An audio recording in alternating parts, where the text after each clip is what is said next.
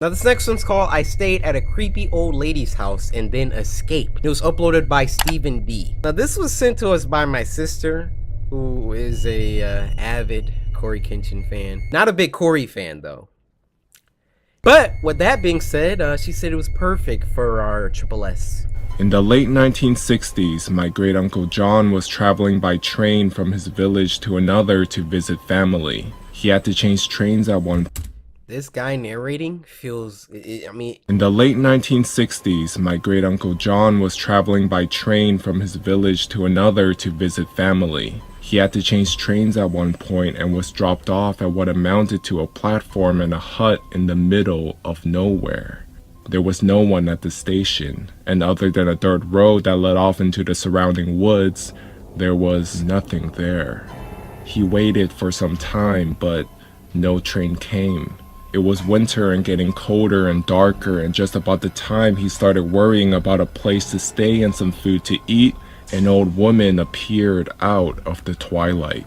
She asked if he was waiting for a train, and when he said he was, she said it wouldn't be along until the following day. She asked if he needed a bed for the night, and offered him a meal and a room at her house. He was glad to accept her offer and stay out of the cold.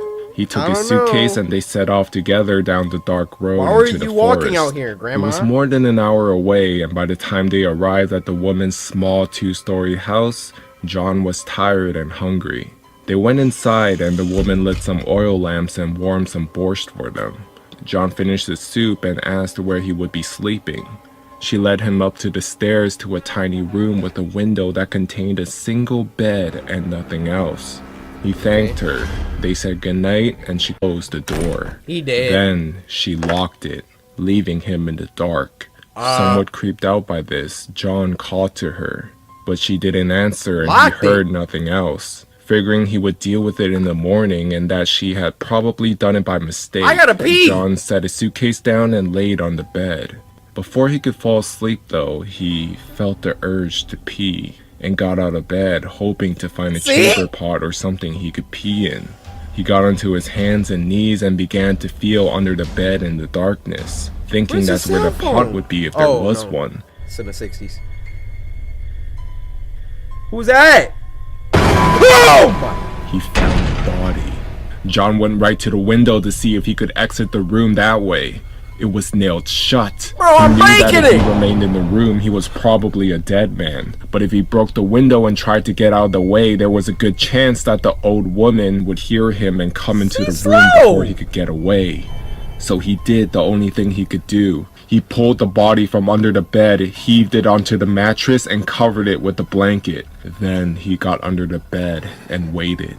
Sure enough, about an hour later, he heard footsteps coming slowly up the stairs and then toward the room. The lock clicked and the knob turned slowly. In the gloom, John saw someone moving toward the bed. Then he heard several sickening thuds. The person had bashed the body on the bed with a large crowbar, which then dropped onto the floor right in front of John. There was silence. Then the person went out the room and the door was shut again. John moved from under the bed and took the crowbar and was able to slowly pry the window open. When the window was up, he threw his suitcase out and dove through himself, not caring what was below him, only worried about what was behind. He landed without too much injury and began to run into a field behind the house towards some light in the far distance. It turned out to be a highway with some military and transport trucks on it, and luckily John was able to get a ride to another village where he could catch a train. He didn't bother reporting what had happened to the authorities, since at that time in the USSR, there was a distinct chance he would have been the one who got into trouble. He just thanked God he had escaped and decided that the next time he traveled to visit relatives, he would take another way. Dude, I would have broke that window so quick. That would have been my first idea. But then I would have had to outrun some guy. I thought it was just gonna be the old lady. Some guy came in with a crowbar. Last one for this week is, you guessed it, he's hot, he's what's popping, he's trendy right now. Siren Head, the creation. Now this was uploaded by SCP Animated, and it was sent to us by Harrison White, who says slice that like button, but also that this is a sequel to the Siren Head animation we watched a couple weeks back. Y'all remember the one where the dude, his mom got bodied and then he took his dog to go fight Siren Head and then he got smacked up? This is a direct sequel. So if you haven't watched that one, go watch that one first and we on to the sequel. Shout out to SCP Animated. Y'all killing it. That's when his mom got bodied. Oh, no, that's him.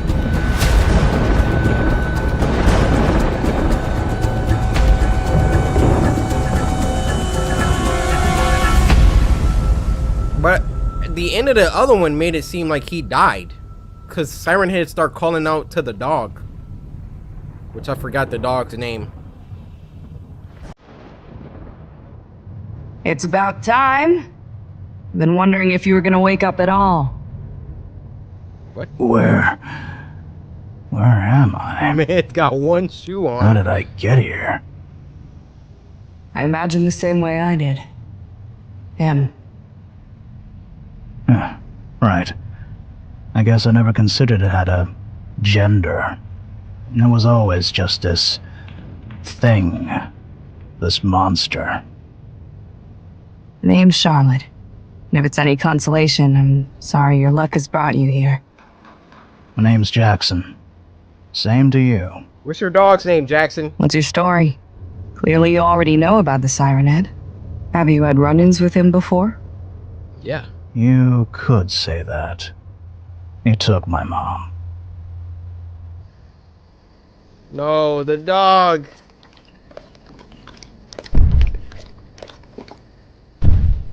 Get out of there. I'll admit I've never fully recovered.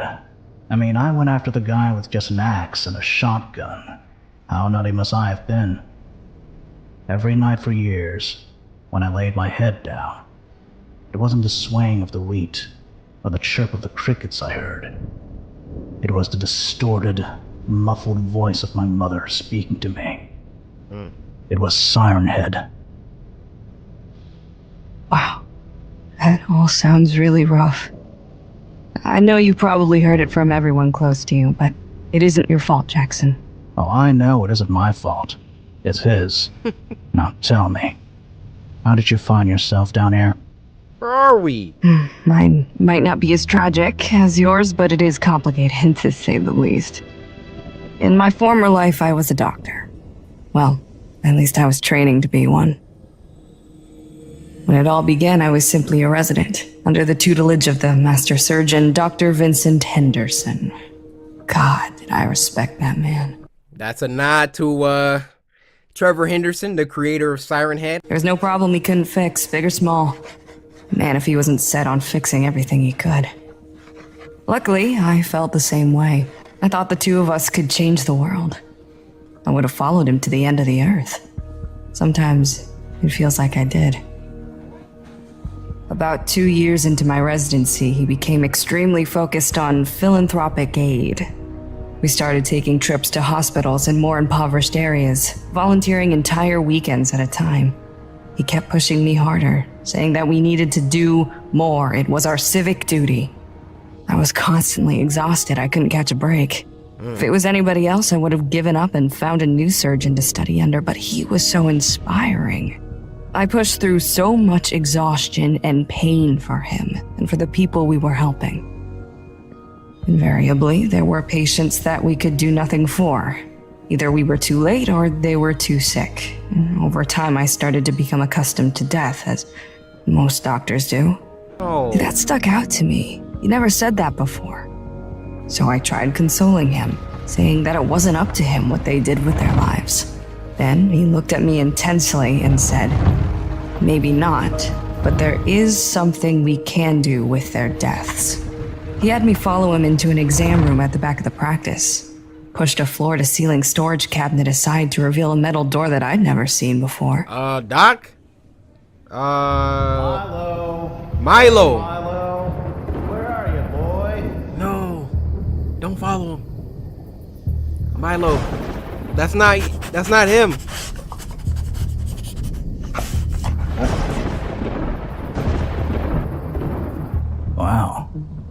secret room. What was in there? Are they The dead? room was a cold storage unit. I'd never known about it all my months of working with him. He unlocked it and ushered me inside. I remember the shock, mostly, and the smell. There were 4 bodies laying on metal exam tables covered in thin white sheets. Panic started to rise, and every muscle in my body was ready to run, but a certain curiosity held me back. He walked to the first body and looked at me before lifting the sheet. It was a Caucasian male, about 40, bloated and extremely pale. His skull had been opened and sewn shut again, and there were pins sticking into his scalp. Yeah. There was a speaker in his mouth, stretching his lips abnormally wide.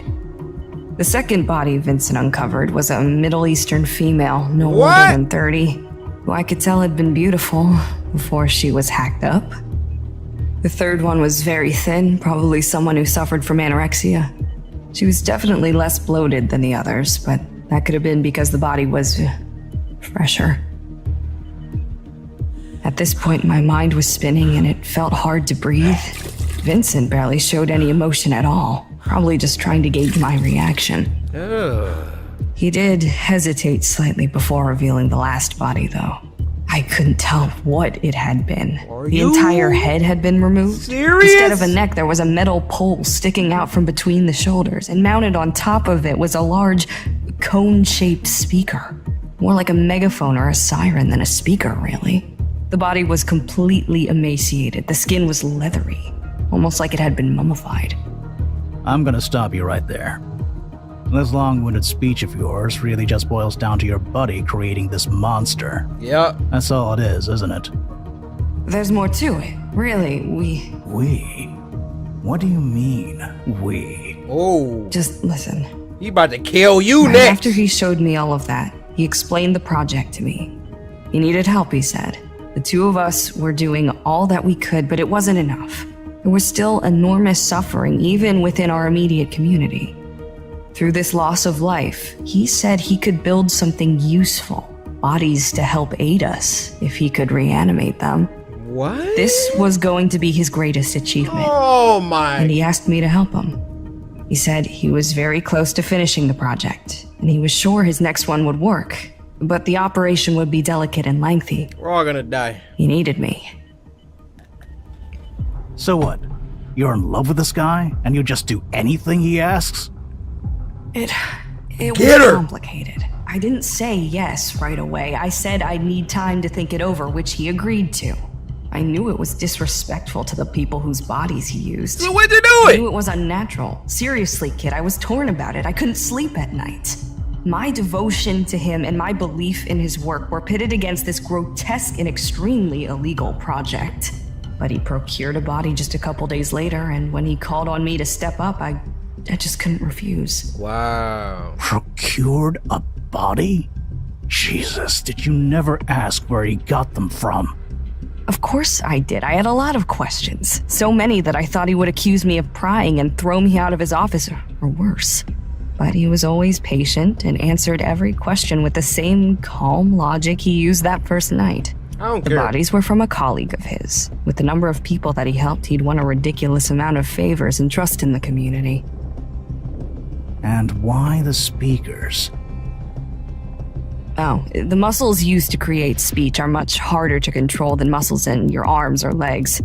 These things didn't need to talk much, but if they were going to interact with our patients, they need to speak a little. So the speakers were easier than trying to get their mouths to work. What? Well, we only Why need accomplished 2 of that them? once. On him. I wasn't even in the room for that part. He asked me to step out, but the rest of the operation was grueling. Prepping the body took nearly 20 hours, and then we had to remove the head, attach the sirens, string wires around, graft muscle onto metal, cover the really gross-looking parts with extra skin. It felt more like an installation than an operation in some ways.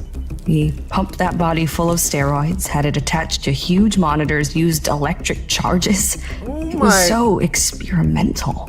I had no idea how he came up with these techniques, if you could even call them that. So I was right. You made it. Sure, we both did. I felt conflicted the entire time. Who wants a helper like that walking around the hospital? Look, it got blood on the siren. You couldn't invest in like a automaton or some Dyson robot, or it's things you can do now. Boston Dynamics, y'all, you can hit them up. You done made. No one wants to look at this. No. I'm like angry at his reasoning. Once the thing came to life, you have to understand, I thought this would only lead to good things, less suffering. I was proud to some extent. At first it seemed to go really well. We would give it simple commands and it would listen. We just kept him in his office doing little tasks under supervision. Then, I think, Vincent went back and worked on him a little more without me. How'd he get tall? He started growing. And by all laws of logic, that shouldn't have happened. He wasn't truly, really alive. At least at first. He became more violent and hard to control, and one day he just broke through the wall of the office and ran off. We tracked him down to this wooded area, and it wasn't hard. He created this path of destruction wherever he went. It wasn't anything like he does now, though. He was only about 10 feet tall at the time. When we found him, he was blundering around in circles and spouting nonsense from his sirens. He seemed confused, honestly. It was all just radio static and the occasional word jumble. Vincent and I tried to talk to him, but he either didn't understand us anymore or didn't care what we were saying. Eventually, Vincent decided he was a lost cause and wanted to try again with a sixth body. But by that point, I was thoroughly horrified at what our creation had become. I told him I was out. I couldn't continue the project anymore. And I've spent all my years since then tracking Siren Head, trying to figure out how to undo my mistake. Kill it! Milo, there you are. Oh. Good boy, Milo. Oh, no. Bro, that doesn't even smell like your master.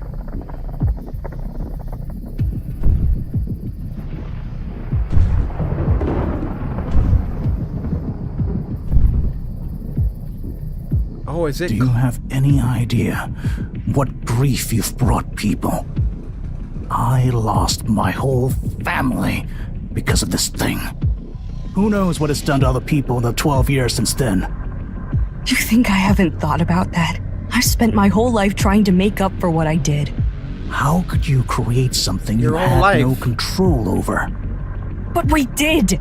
I don't know what Vincent did to it after that first operation. That's what made us lose control. It sounds like you're trying to tell yourself you're not to blame. Like you weren't responsible for everything it's done. No, that's not true at all.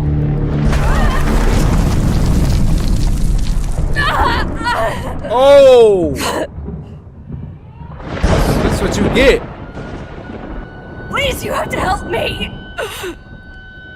I don't think so. No. You killed my mother.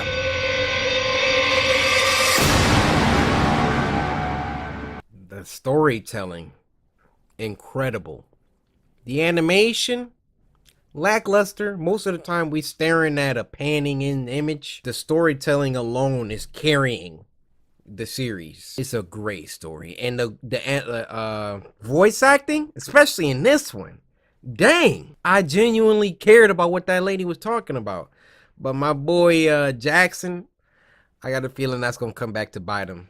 See, you always gotta turn that cheek, man. I know it can be hard. That is probably gonna come back and bite him. This next one is called The Horn-Headed Man, and it was uploaded by our good friend Llama Arts. This was sent to us by Junisha. Hey, if I'm saying your name wrong, I tried, huh?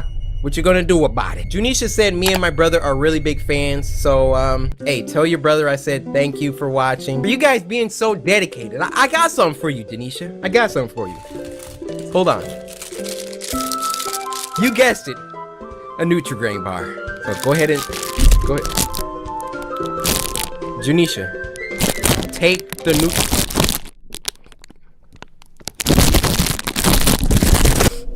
Moonlight peered through my window as I jolted awake. My clamorous breaths disturbed the silence of my dark room. I'm already... I had just come out of a frightful dream, that had me thinking it Pause. If you sleep with your door open, I don't trust you. I don't know if it's just me, but I feel like demons and other type of monsters walk around my house as I'm sleeping, and my only defense for that is keeping my bedroom door closed.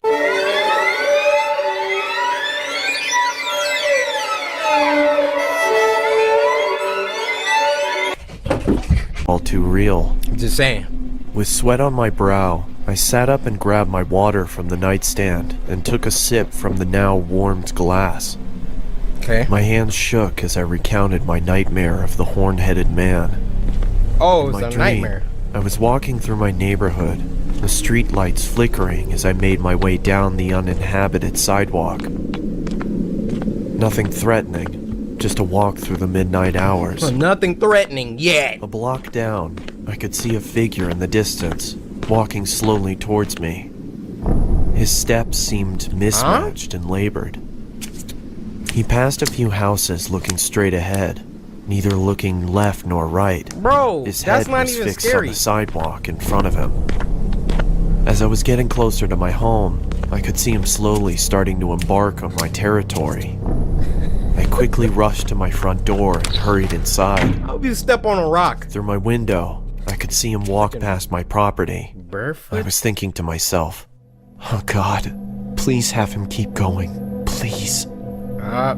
He was just about to walk all the way past my front yard when he stopped. Of course.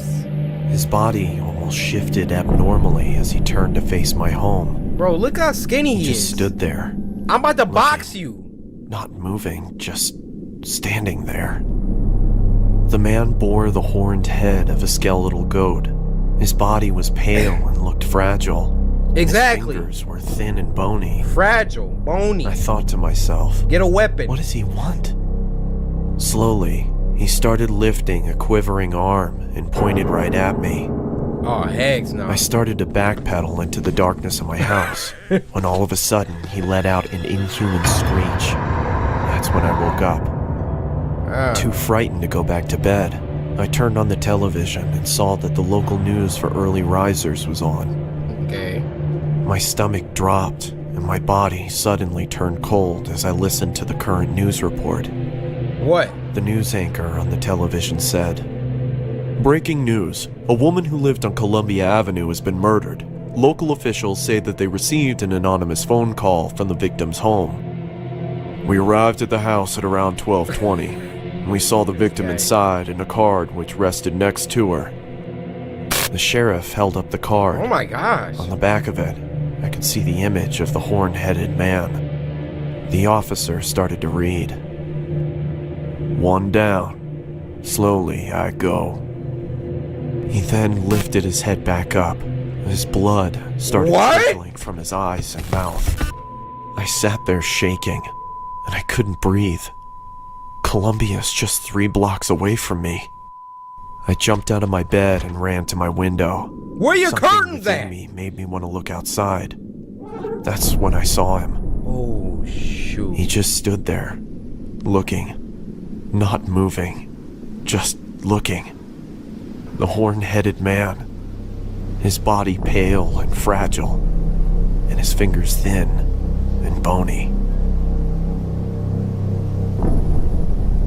You know what I got for them bony fingers and them frail arms? Put your paws up, buddy.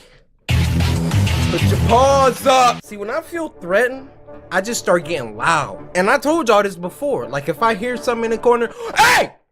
Hey, who is that? I see some goat freaking head guy walking around barefoot, and then he stops and points at me. Hey, put your hands up! Let's do it then! First tweet of tonight comes from a Mr. Bridge, and he sends a story called The Sad Man by Jake Lava.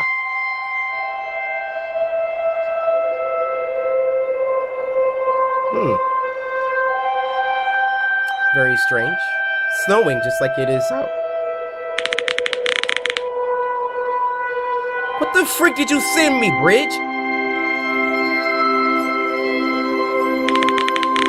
Oh, heck no.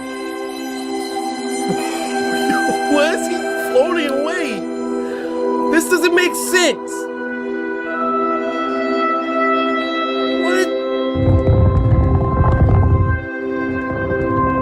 don't know who toes can do that. I don't think that's natural.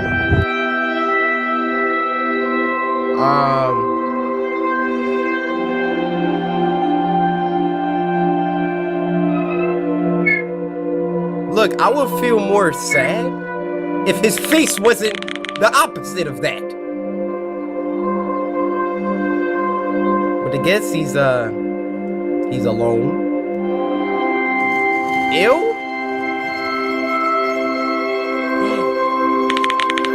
Is that what he sees in the mirror?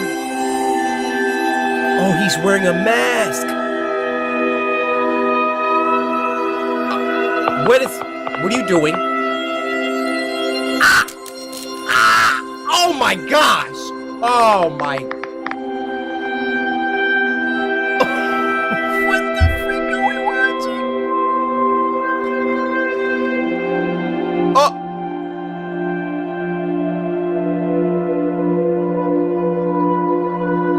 How did you get up like that, my boy? What are y'all sending me?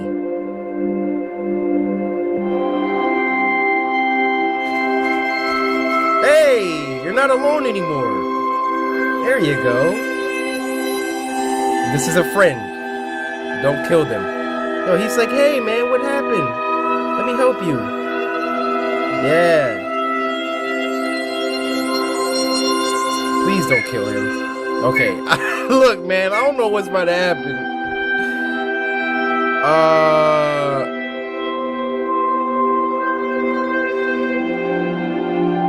Is that a dead cat?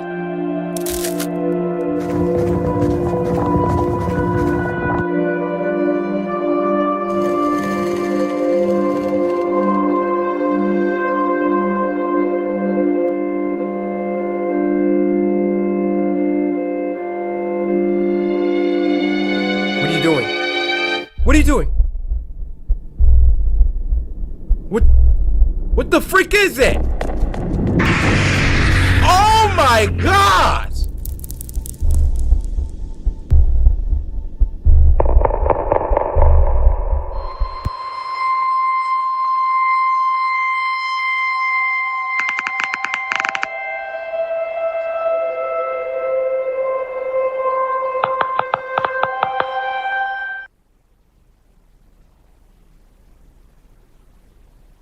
Now this next one's called My Playmate Horror Story, and it was uploaded by Wansi Entertainment. Now this was sent to us by Queen Bee 101. So Queen, hey, this song's for you, alright? Hey. You the queen. Thank you. Oh, my invisible playmate? When I was 8 years old, I didn't have any friends. My mom wouldn't allow me to play outside with the other kids in our neighborhood. Dang! I was always alone. That's messed The only up. playmates I had were my cousins and my brother, but it took 3 hours and 25 minutes to get to their houses. Dang. One day, my mom let me play outside with the kids in our neighborhood for the first time because she was going somewhere, maybe to work or to run errands. I got my dolls and other toys and was excited to play with the kids outside. When I got there, no one wanted to play with me. The attempt was useless, but then someone approached me. He had puppy eyes and was cute. We quickly became What's wrong with playmates. his shirt? Even though he was a boy, he would join me for tea parties with my dolls. He also invited me to play with him at his house. But I was confused because his house looked old and abandoned. Yeah. Like it hadn't been cleaned up for almost 12 years. We decided to go play in his garden. When we got there, I puked. I didn't know why at the time, but for some reason, I was disgusted. He didn't offer me water or anything. He just looked at me grinning and said, "Next time, you're going to sleep here too." 2 weeks after that upsetting Actually, I didn't consent to sleeping here. You ruffian. experience, I went looking for him. A paper airplane flew to me out of nowhere. I picked it up, and when I opened it, I was He's dead. shocked, scared, and sad. It was a newspaper clipping. The boy that I played with went missing 9 years ago. I ran to my bedroom and I saw a shadow through my window. I looked at it closely, and it was the boy. Look at his neck. He was smiling. Today, I'm 19 years old, and I still remember that part of my childhood so clearly. Oh my god. Sometimes it be like that. You thought you had a friend, and they was dead the whole time. That never happened to y'all? Alright, Higgs. Let's see what you got. 911, what is your emergency? Yeah, hi. This is gonna sound kind of strange, but There's a man stumbling around in circles in my front yard. Could you repeat that, Okay. sir? he looks sick or lost or drunk or something. I just woke up to get a glass of water and heard snow crunching around underneath my front window, so I peeked out. I'm looking at him now. He's about 10 yards away from my window. Something's not right. What is your address, sir? 1617 Quarry Lane in Pinella Pass. I'm gonna send a squad car your way, but that's quite a ways out. Are you alone in your house, What? sir? Yes, I'm alone. Can you confirm that all of your doors and windows are locked? Stay on the phone with me. I know that my front is definitely locked, but I'll go check my back door again really quick. I Why'd you... appreciate your help, by the way. I know this is kind of strange, but I really hope that Sir, are you still there? He dead. he's still in the yard. But what the hell? He's upside down. Sir, stay on with me. What is happening? He's staring right at me, but he's standing on his hands now. Oh! He's perfectly still, staring straight at me. He's doing a handstand and he's smiling at me and not gosh. moving. He's doing a handstand, sir? I don't know how he's facing me and standing on his hands and he's got this huge smile and he's Bro, if this perfectly thing still. move, What the I'ma lose fuck? it. Please. Get someone out here now. Sir, I need you to remain calm. I've put out the call and an officer is on his way. His teeth are so huge. Oh my god, please help me. Dude. Sir, I want you to try and keep an eye on him, but make sure your back door is locked again. We need to make sure all possible access points are secured. Can you talk me through and confirm that your back door is locked? No. I cannot do that for you, sir. I am not taking my eyes off this thing. Never lose sight of the target, alright? Soon as you turn around, he gonna be 1 foot or 1 hand closer. Get it? Cause he's walking on his hands, not his feet. I really do this. Okay, I'm walking backwards now, and I'm keeping him in my sight. My hand is on the back doorknob now. Okay, it's locked. I need to check the deadbolt, so I'm gonna take my eyes off him for a split second. No! Don't take the... Alright, sir. Help is on the way. Just stay on the phone with me. Everything's going to be alright. Sir? He's gone. He's gone. Sir, are you still there? His face. It's up against the glass. Woohoo! Sir, I need you to speak up. What is Literally! happening? 1 second! I looked away for a split second and now his face is pressed up against my front window. His teeth are huge. He's still smiling. There's no color in his eyes. Jesus, please help me. Why won't it just move? Sir, I need you to go to the nearest room and lock yourself inside of it. Do you have a basement or a bedroom that you can lock yourself in? He won't stop staring. I think he's gonna hurt me. Sir, I need you to listen to me. Lock yourself somewhere safe until the officer arrives at your house. Can you hear me? Yes. Yes. I'm gonna lock myself in my room. And you're positive that you're alone in your house, correct? Yes, I'm alone in the house. Wait a moment. He's moving. He's shaking his head. What? He's telling me no? Oh god, I think he can hear us. He's telling me I'm not alone. Oh my! Sir? Sir, are you still there? Can you still hear me? What was that sound? Is everything okay? Sir? Do you hear that mincemeat getting... Oh my gosh, dude. That's a lesson for y'all, man. Never take your eyes off. You know, if you're back against the wall, honestly, you got nothing to lose. Like, you're dead anyway. Honestly, when your back is against the wall like that, let's say like you are home by yourself, the police are not gonna be there for 30 minutes and someone is standing against your glass. You actually think you're gonna have time to stay on the phone until they... No. It's me and you, buddy.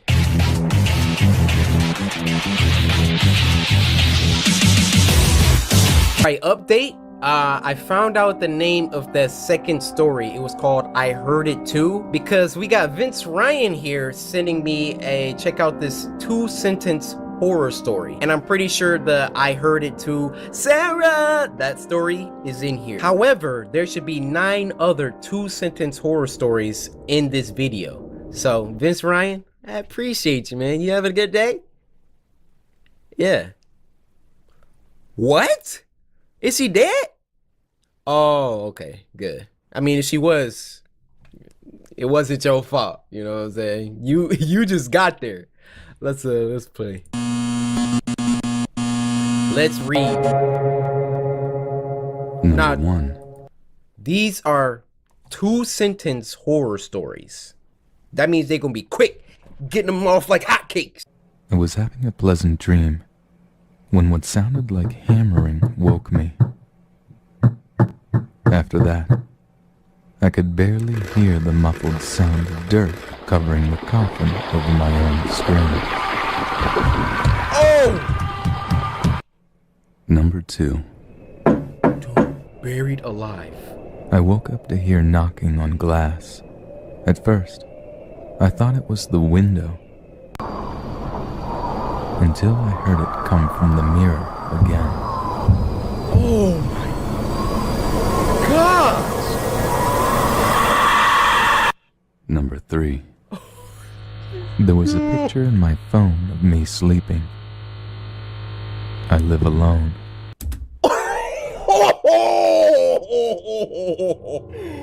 Bro, I'm about to start crying. I am about to start crying. Look at my hand. Imagine you wake up and you grab your phone. Let me check Twitter, check my Insta. You go to your freaking camera roll. There's a picture of you. Like, sleep. Somebody freaking standing over you. Bro, how did this picture get in my phone, dude? Oh, I'm about to start crying. Guys, I told you. When I get creeped out, I live alone, dude. Number 4. Oh. My wife woke me up last night to tell me there was an intruder in our house. She was murdered by an intruder 2 years ago. Number 5. Oh, you having nightmares, my guy. I never go to sleep, but I keep waking up. Oh! Number 6. I sat bolt upright, relieved it was only a dream. But as I saw my alarm clock read 12:06, I heard my closet door. Oh! Oh, shoot, bro. Yo, these are fire. Yo, I'm running. I'm jumping out a window. Oh my God. He had a nightmare. The last thing he saw was 12:07. He then proceeded to get bodied by some witch from Left 4 Dead. He wakes up from the dream, sees the clock say 12:05, at which point, if I could commandeer his physical entity, would have proceeded. Ooh! I'm out of the window. I'm doing 4 somersaults and I'm landing on the front lawn. Naruto running to the police station. You wake up like, what do? You just saw your death. You know what's about to happen in 60 seconds. Number 7. That was the most fireworks. There's nothing like the laughter of a baby. Unless it's 1 a.m. and you're home alone. Number 8. Eggs, nah. I begin tucking him into bed, and he tells me, "Daddy, check for monsters under my bed." I look underneath for his amusement and see him, another him, under the bed, staring back at me, quivering and whispering, "Daddy, there's somebody on my bed." Oh! I always thought my cat had a staring problem. She always seemed fixated on my face. Until one day, when I realized that she was always looking just behind me.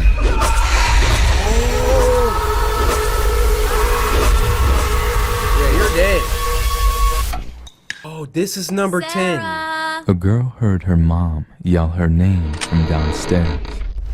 Yeah, we So she saw got this. This, I see why this was number 10. Guys, so the last one for tonight is 2 disturbing horror stories. Llama Arts, I'm a big fan. We went over this, but I gotta say it every time. I'm a big fan.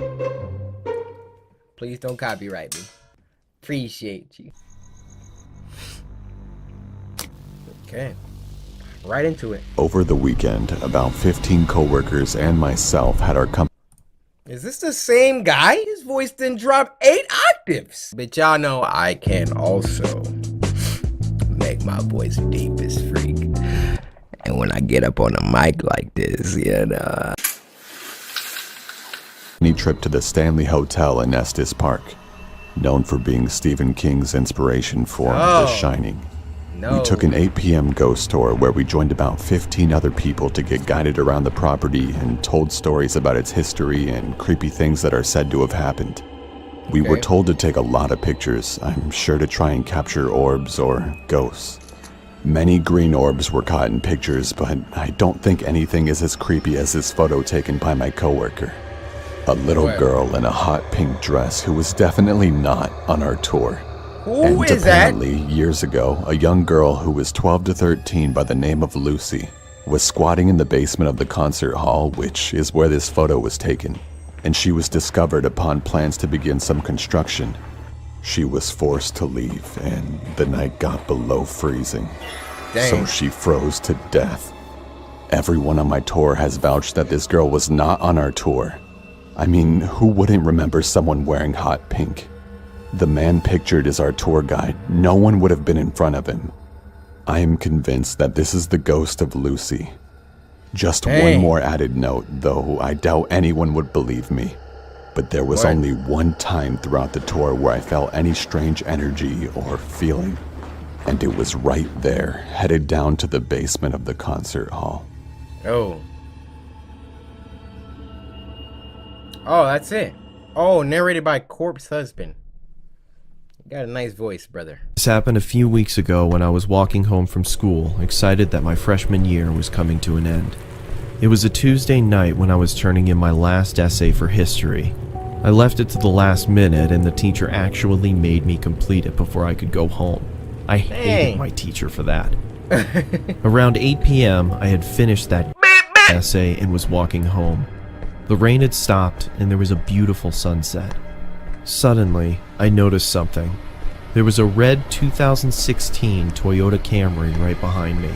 I got goosebumps thinking it was following me. I didn't look back and started walking in my apartment's direction. Yeah, I wanted to go to a run. busy road to feel safer. Just then, the car sped up, stopping right next to me. Oh, a heck middle-aged no. man asked me where I was headed and suggested to drop me off. I said no thanks, but the man wouldn't leave and insisted. I wanted to tell the man to just fuck off, but I took off running instead. There you go. I heard a loud noise and at the same time felt something I can only describe as a sharp vibration hitting my flesh. Got tased. I fell to the ground not knowing what happened. Out of adrenaline, I was about to get up and run again as I felt a heavy arm grab me by the mouth. No. Then the pain set in. I realized that I was shot. Dang! There was another man next to him that searched my pockets. Oh, this he guy's grabbed my a phone creep. and threw it on the ground as he He's tied my legs Snapchat. and taped my mouth. They quickly put me into the trunk of their car and then started driving. Oh my I god. could feel that we were going very fast, and I'm sure that we hadn't stopped at all for a good 30 minutes. I was feeling my blood soaking into my shirt, which scared me the most. I was certain that I was going to die. I was thinking about my parents and what they would feel when they heard that I was missing. Then the car came to a stop. By some miracle, I heard a police officer asking for IDs and driver's licenses. Let's go! I wanted to yell for help, but nothing came out. Just then, I heard 3 to 4 gunshots. I heard another cop yelling, Man down! Man down! Shots fired! I was begging the cop to find me. Then I heard the cop searching the car. I was feeling joy as my pain was growing worse. Seconds felt like hours. The officer then opened the car's trunk and suddenly started firing at me out of a fight or flight response. Thankfully, the bullets missed. The officer quickly caught up to the fact that I was kidnapped and injured. And he looked like the type of cop that'd do that. Y'all know what type of cop I'm talking about, right? The one with he got big teeth, can't even close his mouth. What's going on over here? Is everything all right? You know how fast you were going there, boy? Does anyone need help over here? You need help! Somebody need help! Sir, it looks like you need help! He called for backup immediately, and it arrived in minutes. They placed the injured officer onto a gurney and drove off in an ambulance. Finally, when the scene was safe, they called another ambulance for me. I woke up in the hospital. The news media was everywhere. I was fine after a few days, but later learned that the officer that was shot didn't make it. Dang. I don't know if those men are still alive or rotting away in a prison for killing an officer. How I don't wouldn't you want to that? know what would have happened if those officers hadn't stopped the car. Dang. Alright, this next one's called Creepy Deep Web Horror Story, and it was uploaded by Wansi Entertainment. This was sent to us by Jalen Garcia.CoryxKenshin, so I can only imagine that you appreciate me. You've already sliced that like button, and the fact that you've sent me this could only mean that you adore me. And Jalen Garcia.CoryxKenshin, I adore you as well. Any deep web anything, I'm not a fan. A few years ago, while I was in high school, the deep web was becoming very popular.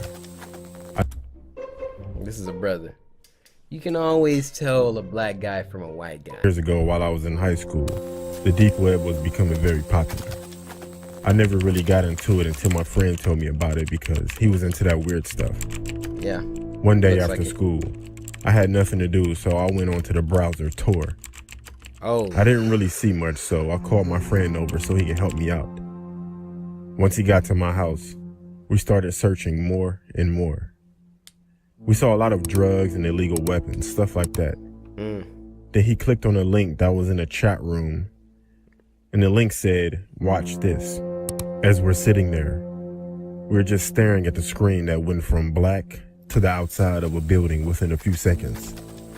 And out of nowhere, a sticky note that said, "Want to see something cool?" No. No. So then I typed, "Yeah, sure."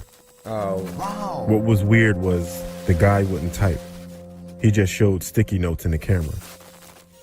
And he also never spoke. All of a sudden, the camera started moving toward the building that it was facing. As we're watching him move toward the building, we noticed that the building was in our neighborhood. What? Then he quit moving and put another sticky note that said LOL. That kind of creeped me Bro, my camera died, but I mean, what if they didn't get on the deep web that day? out. And then a person entered the building, which was eerily dark. No. The camera stopped at a padlocked door and then unlocked it and opened it. The camera moved toward the back of this dark room, and there was a dog bowl on the floor. Now at this point, the camera was only facing the dog bowl. A few moments later, whoever the person was that was holding the camera put something in the bowl that looked like just slop. Honestly, it looked like feces. Then you hear another door open and a girl crying in the background, along with a chain dragging. This girl shows up in the camera crying with a chain around her neck. And the guy shoved her face in the bowl and puts a sticky note in front of the camera that said, "Cool, right?" Then the screen goes black. We sat there for about 10 minutes in disbelief, but the stream was still live. Then out of nowhere, the camera was back on. Then it was in the corner of my street. Then another sticky note that said, 545 East 99th Street off of St. Clair. That was my address. Then another sticky note that said, "Open the door." We sat there confused, then out of nowhere, a knock at the door.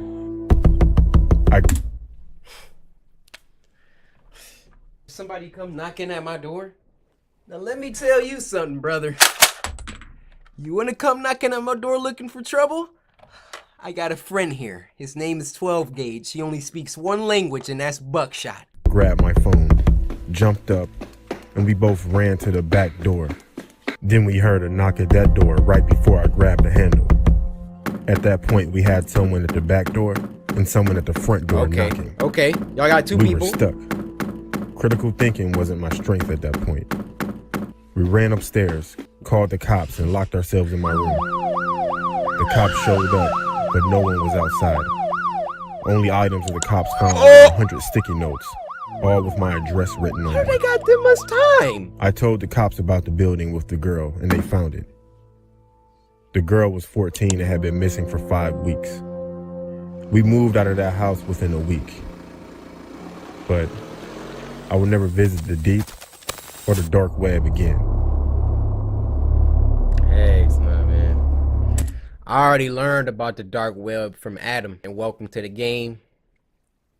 Nah, y'all can have that. Now, this first one is a short one called Pringle Advert, and it was uploaded by Pilot Red Sun. Now, this was sent to us by Sohail, or Sohail. All of those are wrong. But yo, I appreciate you. All the other samurai, move out the way. I'ma just call you So. So, look at my eyes. You a real one. This is a real one detector. Oh. Are you hungry? Why not have some Pringles? I don't think it's exquisite cuisine. I don't think I need any. Come on in and purchase this chip. Come enjoy these crisps. What's that? You're going to get Doritos instead? Really now? You think you have the audacity to buy another brand of chips? No, You will regret that purchase. Okay.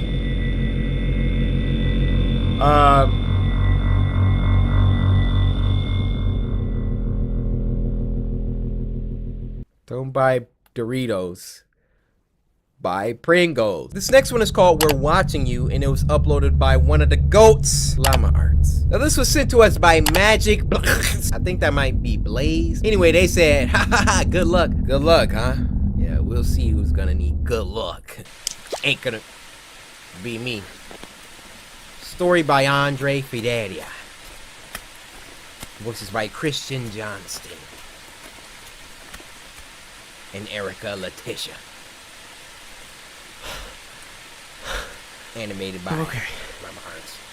Oh, okay. This is not a narration? This is an actual story? Oh. Y'all see something?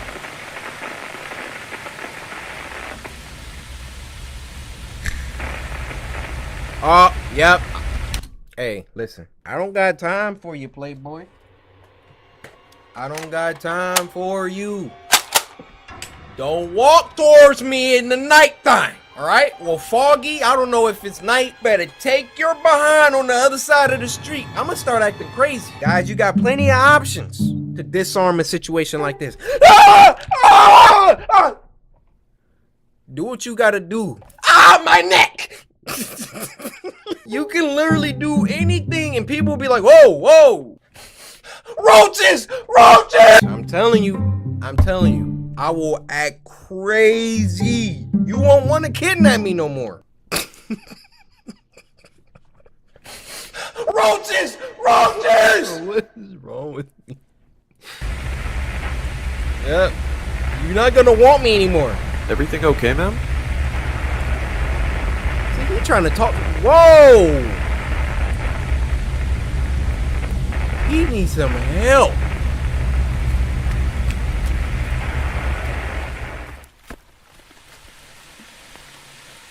Huh. Why are you outside with no umbrella? Shoe. There's no people.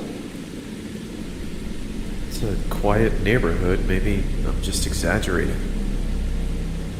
Yeah, I mean, just getting drenched, soaking wet in the freaking rain.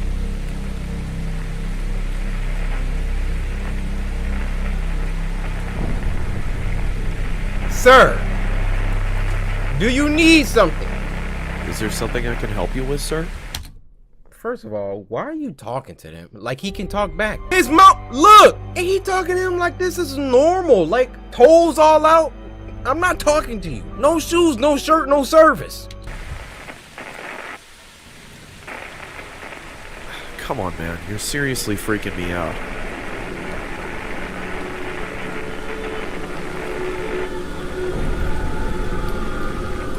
Whoa.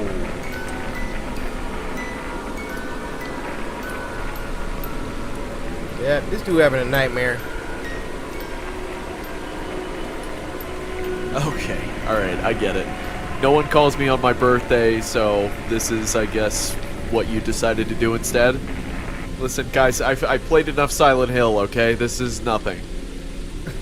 We're watching you. What the hell? You like to be seen. Oh! You ain't catching me. Not happening. Oh yeah, he tweaking. There's no one here. What's happening? You tweaking, brother. Whoa! Yo, I recognize that guy.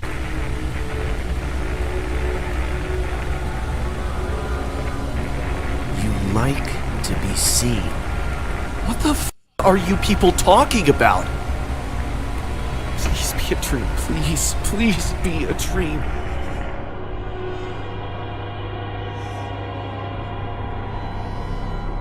What? What did you eat last night? How the hell did I get here? Where are those people? What were those people? Hello? Is anyone here?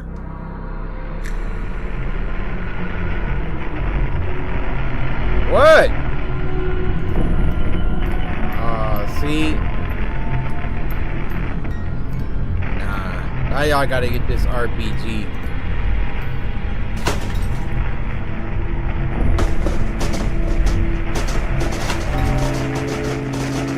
What do you even do in this situation? Stop it!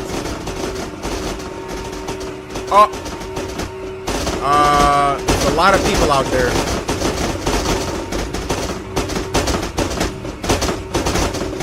No! I knew he was about to do that.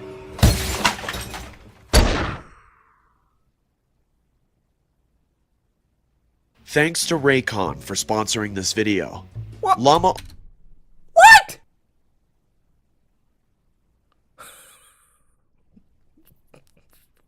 So was he just crazy? Scary Skinwalker. Y'all ever heard of skinwalkers?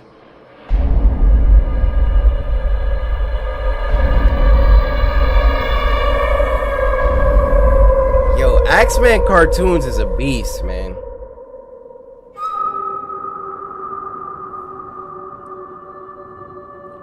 Uh-oh. Hello. My family and I live in Arizona, and we occasionally visit our Navajo family in Albuquerque, New Mexico. We left early to get there by noon or less. It is a very long and boring trip there. But we get there before noon and we have time running like to that. talk with... No. Nah, hold up. Bring that back, young boy. Look how my man running. Get there before noon and we have time to mess around and talk with our extended family. And we, kids, start to play around till the evening starts to show. I love the animation style though. Like, I love it.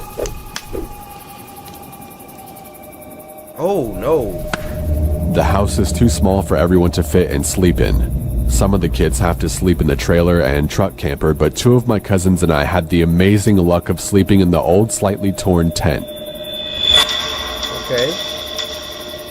Not very, nice or safe.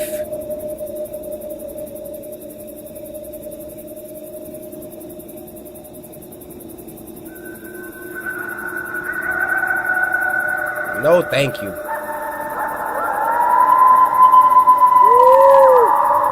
We are well asleep at this point, and for some unknown reason, I wake up. Of course, I'm still tired and rubbing my eyes while yawning, meaning I wasn't well aware of my surroundings. Once I finish rubbing my eyes, I look straight at the entrance of the tent and see a figure, illuminated by the back porch light, standing in front of the tent. At first I was scared, but thought it was my other cousins just messing with us. As this person was still standing outside our tent looking at us, I turned to one of my older cousins who was 2 years older than me to wake him up and tell him that someone was standing outside of our tent. Bro, wake up! He tries to brush me off, but I persist and he turns to me and asks me what I wanted. I tell him to look at the entrance of the tent, and he does. Yeah, you see it? I've never seen someone go from the brink of sleep to sheer panic and alertness in their eyes that fast before. Yeah. He looks at me with this panicked face and tells me to be quiet. He whispers to me that it's a skinwalker and that we need to be quiet again. Skinwalker? We lay there for the longest time, and from my memory, it was at least an hour or more. We were just about to go back to sleep because it hadn't done anything. Bro, stay back! Then it started to move around the tent. Bro, that thing Naruto running around the tent right now. Woo! Remember when I said this was an old tent? Yeah, it had some holes in it. Oh, fantastic! And you're probably cold, too. I mean, what if it rains? One of the holes was the size of a quarter, and I decided to be brave. As it continues to walk around the tent a fourth time, I slowly crawl towards the hole and try to take a look. Why? As I did this, my cousin told me to get back to the bed or it'll hurt us. Of course, as a kid, I ignored the warning. I'm at the quarter-size hole and looking out to see whatever it was. It comes around the hole, and what I saw was bone-chilling. Oh! Oh!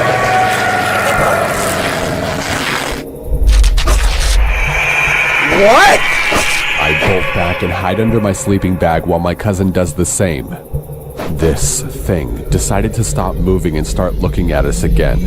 I hid under the covers and spent every ounce of energy being scared. And then there's one fundamental thing that I'm not understanding here. Right when I first saw that thing, help! Help! Help us! I mean, it's like 50 people in the inside. You're either gonna take your chance trying to stay quiet and just hope this thing doesn't kill you, or you're gonna at least, if you're gonna go, somebody gonna come out and see that junk, and then they could shoot it and do what they gotta do. It's just I look at things from a black perspective. You know, when I'm threatened, I just yell automatically. I hear some, hey, hey, who over there? Hey, you know, that's just me. I'm not like, oh shoot, we gotta be quiet. Like, it's certain situations for that, all right? And then I finally fell asleep. Oh, okay, so their way worked. Maybe my way would have got me 8. All right. So that thing just was standing over him all night. I'm never sleeping in a tent again if I'm this guy. Ever. I woke up early, maybe around 5, and I decided to look around the tent to see if there was anything there. I see footprints, bare footprints that send shivers throughout my body. I saw the footprints move around the tent. This hit me hard because I was now realizing it wasn't a dream. As I further investigate the footprints, I noticed that it went off track. It went off to the rocky hills nearby where we were staying at. I followed the track to the hills about a football field away from the house. Why? As I continue to follow the tracks, something strange and scary happens. It goes from 2 footprints walking for a while to footprints and handprints in the dirt starting to form. I found that kinda strange because no person would do that out here. As I followed the tracks further into the hills, the hands and feet started to get smaller and smaller. It then subtly changed into coyote paw prints. That is when I stopped and turned back home, first walking fast, then onto a full-on run. When I got back, I sat down on the back porch for a while and thought about telling my family, but I didn't think that they would believe me. In the end, I didn't tell anyone, even the cousin I woke up in the middle of the night. He's like, we don't talk about what happened. Well, that's my story. I urge you guys to not go into the Navajo reservation to go looking for them. You will bite off more than you can chew. We, my people, take these beings very seriously and do our best to not talk about them. Even though I broke this code, I just thought to warn you guys about them. Whoever is listening are the first people to hear this story. I had a few more stories to tell, but this is by far the scariest one I had.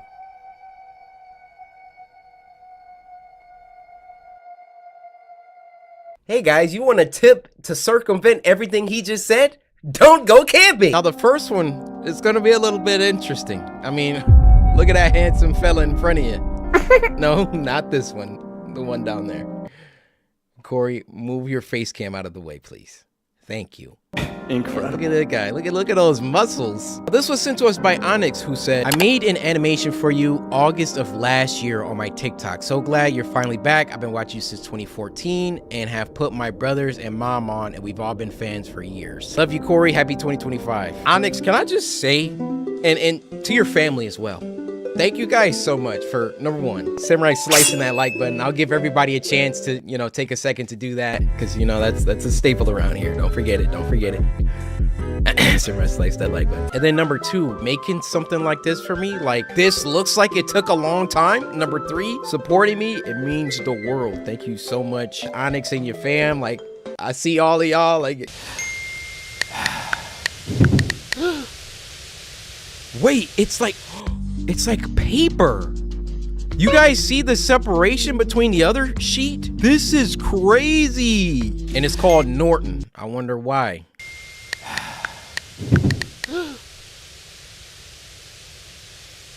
Wow. That's literally the...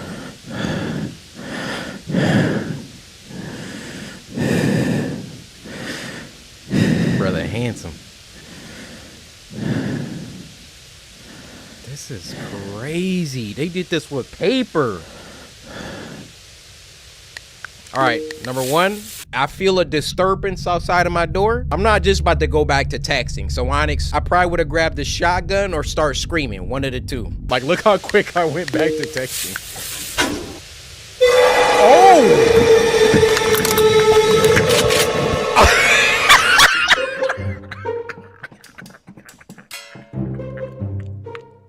Onyx knows what time it is. I grabbed that shotgun immediately. Yo. Wow, that jump scare was kind of good too. Get to work. Oh.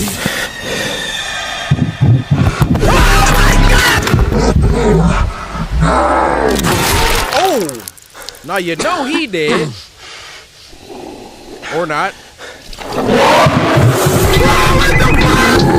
No! Forcing. He's literally forcing me to upload. Yo! Why is this good? Like, look at my face. They had to draw all these different faces and expressions. Bro, I don't want to die. Like, I'm getting scratched up. Look at the blood on my shoulders. Like, look at this. Look at the lunging. Oh, this is crazy.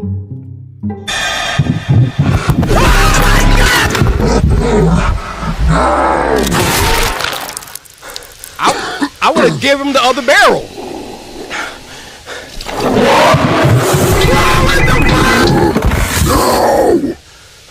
Okay. Is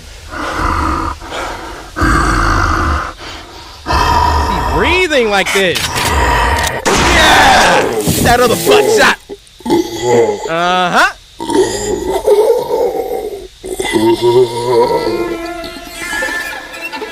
What? That was crazy. Like, just the fact that they had to hand draw all of that. Hey, I say submit this to the Tribeca Film Festival. But that's just me. Next video is from Kmart, not Kmart. Chill out, y'all. It's good with you, Kimar. Thank you for sending in a video. You know, y'all 3 million of y'all, stand aside. It's me and Kimar right now. What's good with you, my fellow? The story is, he didn't say it had a name. I'm just gonna call it number 10. Sarah! A girl heard her mom yell her name from downstairs. So she got up and started to head down. Sarah! As she got to the stairs, her mom pulled her into her room and said, What? I heard it too. What? Oh, Hanks, no! Bro. My eyes are about to start watering. Imagine you're in your room and then you hear your mom call you. You see her at the end of the hallway, but then your mom pulls you into a room and is like, I heard it too. Yo, my eyes are watering. Run it back. Sarah! A girl heard her mom yell her name from downstairs. So she got up and started to head down. Sarah!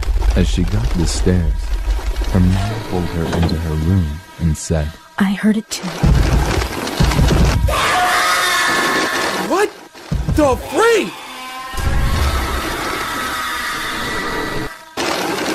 Stay. Oh, come on with the buffering. And don't make a sound. Push it in. There you go. Oh my. Sarah!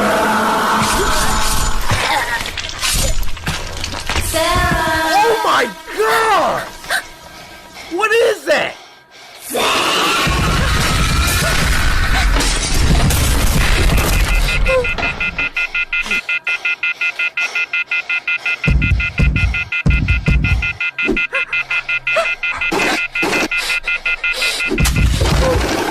Why does that thing move like that? Be quiet. Dude, she just watched her mom get slaughtered in front of her. Don't leave yet.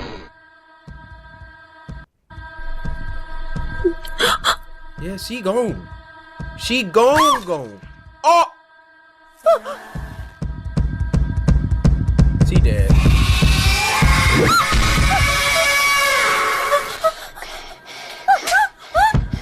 Oh, she smacked it?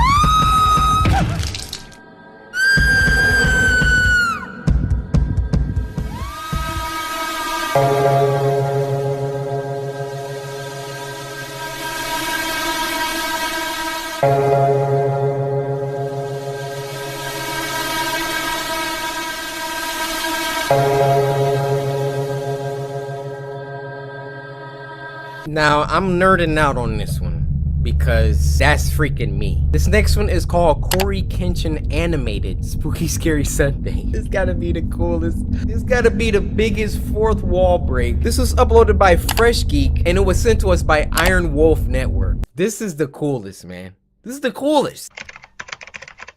I am gonna have a great time today. I love spooky. The accuracy.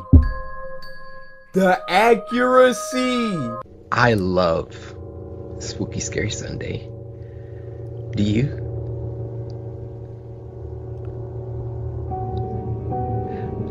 I just think that it's, you know, such a de-stressor. I had to deal with some things earlier. I don't want to get into it. The police might show up, but we don't have to worry about that. Right now, Spooky Scary Sunday is the only thing that I care about. And if anyone gets in the way of my Spooky Scary Sunday. Oh my goodness. But not you. You're my friend. Look how good. You're my friend, right? I like having friends.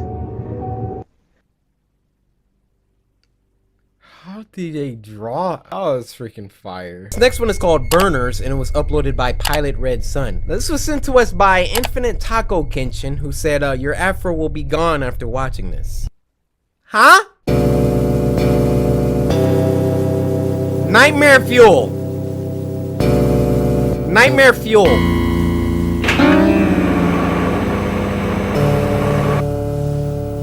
If the popcorn catches on fire, just let me know. Looks fine from here. What are y'all sending me?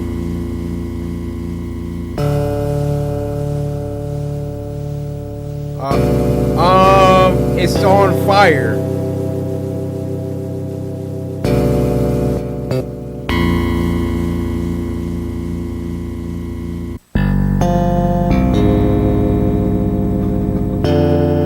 What is this? What is this?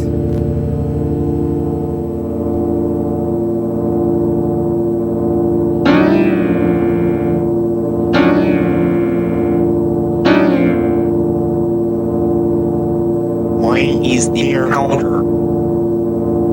It's a chronic buildup of my favorite iron dust. Pretty sure that's an OSHA violation. This is my house, dude. Don't jostle the heating ducts.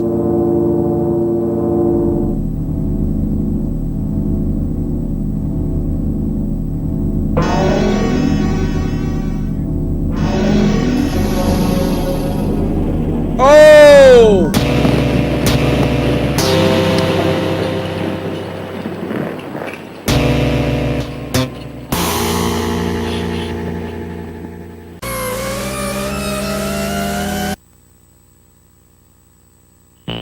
I'm checking for pestilence. Found one. Here is the best way to kill a spider.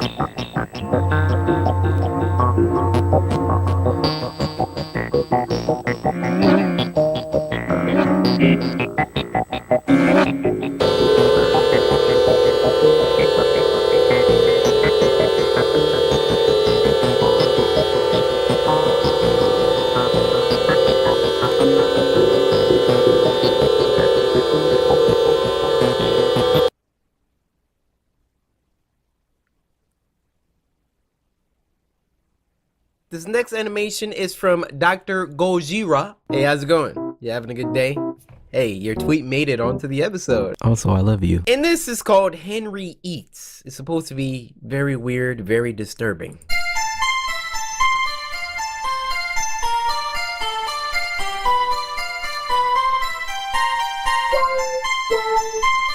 All right. I got a feeling this is nightmare fuel. Yep.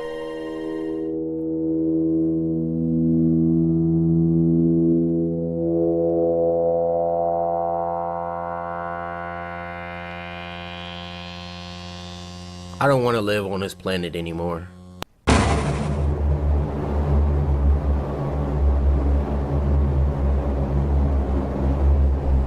And that's where I'm gonna stop you there, Chief.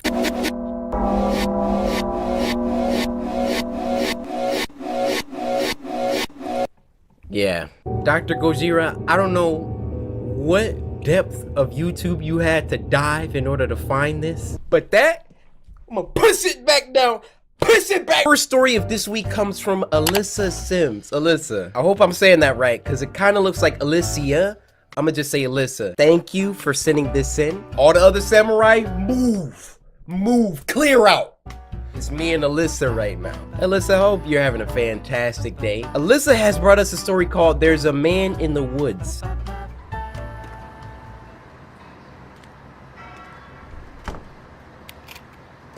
All right. Animation style is pretty decent. There's a man in the woods. Okay. What a spectacle. Before the story started, this school was still respectable. Bars. My students used to skip down the hill to the honeysuckle, pluck a couple, and collect their nectar till they picked their fill. Except one obnoxious kid, Sid. who just watched them eat the flowers while he seethed and scowled because he couldn't bear to share his sweet treats throughout our recess hour. It's because his forehead. I remember Sid saying, "There's a man in the woods." That's how the rumors began. Oh, he was lying. Of course, Sid had spotted him first. The poor kids. He got him immersed in his spiel about a serial killer whose gun barrel glint hints at peril. A visit to the nurse, or worse, a hearse, waiting just beyond the dale. The children saw him everywhere. "Look, over there.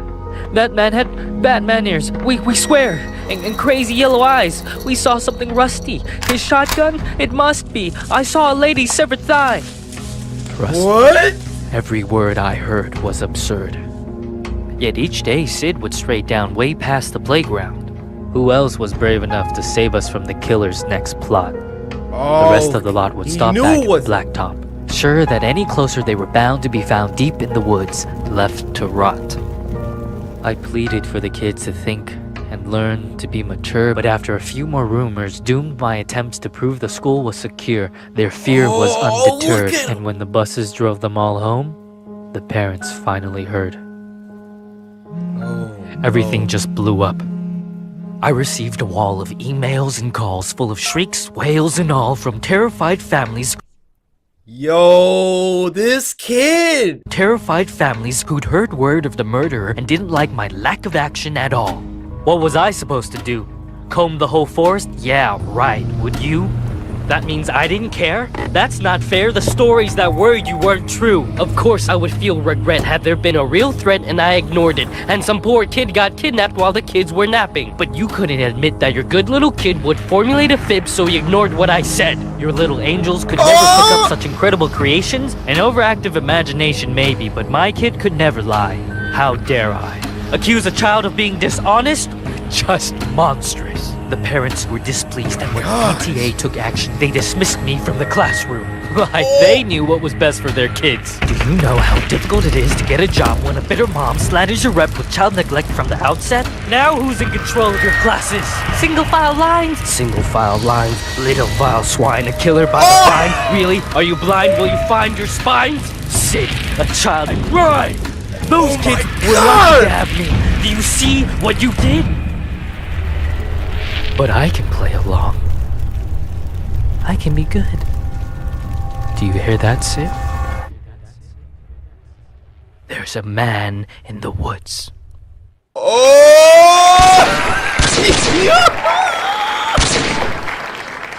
Yo! That was literally like a poetry slam. The little kid, Sid. Yo, that was parents. Now you see the power of your freaking kid, especially in this day and age. Something like that will definitely pop off. Are you assuming that my kid is lying? Are you insinuating that he's a liar? People get so butthurt these days. I could definitely see something like that happening. You hear that, Sid? Hold on. Let me get back. You hear that, Sid? There's a man in the woods. Now this next one is called True Chuck E. Cheese Horror Story. Chuck E. Cheese. And this was uploaded by Horror Shorts Party, so I'm expecting greatness. Now this was sent to us by Kayla, who said, if you weren't already scared of Chuck E. Cheese, then watch this. I'm not scared of Chuck E. Cheese. Freddy Fazbear, that's a totally different situation. But Kayla, for submitting this story and for Samurai slicing that like button, I present to you a strawberry flavored Nutri-Grain bar. Open up. Kayla, it's real simple, right? When you eating something, you just let me see you do that. This video is brought to you by NordVPN. Nah, we skipped that. Y'all acting like y'all be actually watching my sponsors. Nobody be watching my sponsors, and I be trying to make them fun for y'all, doing the whole Ma! What? Like, but y'all, I know y'all be skipping them. Just know, YouTubers do sponsors because we need money. Now, some of y'all think I only make videos when I need more money. But let me tell you something. I don't need no more money. You see all these Nutri-Grain bars on my desk? Do you see the drip? Damn. Need I say more? If I do a sponsor, it's because I'm probably about to give that money away to somebody else. Get into it. Let's get into it. Who narrating today? Who narrating? Sound like Turner's Nichols. I've been holding on to this for a couple of years now. I feel like I need to get it off my chest.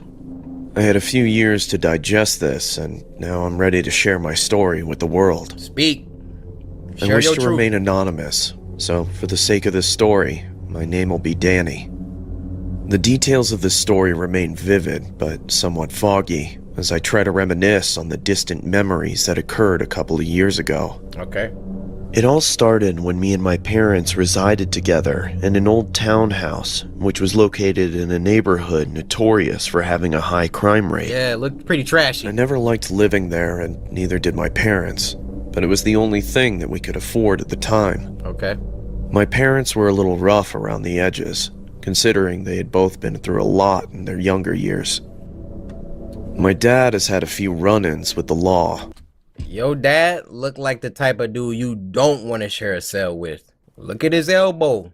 Bent forwards? Y'all know what that mean. While my mom lost both her parents at a very young age. Dang. So seeing them edgy at times didn't faze me at all. Well, I'm doing my best, alright? Can you do something else? What you're doing isn't working. I'd like to see you do better. Well, do better, damn it! Shut the hell up already. I'm tired of hearing you nag all day. You shut up, you bum! Almost every night, I could hear the constant back and forth bickering that occurred for hours on end between my parents. You don't want to hear that. They would always fight over what I assumed to be financial related issues, which had only gotten worse over the years.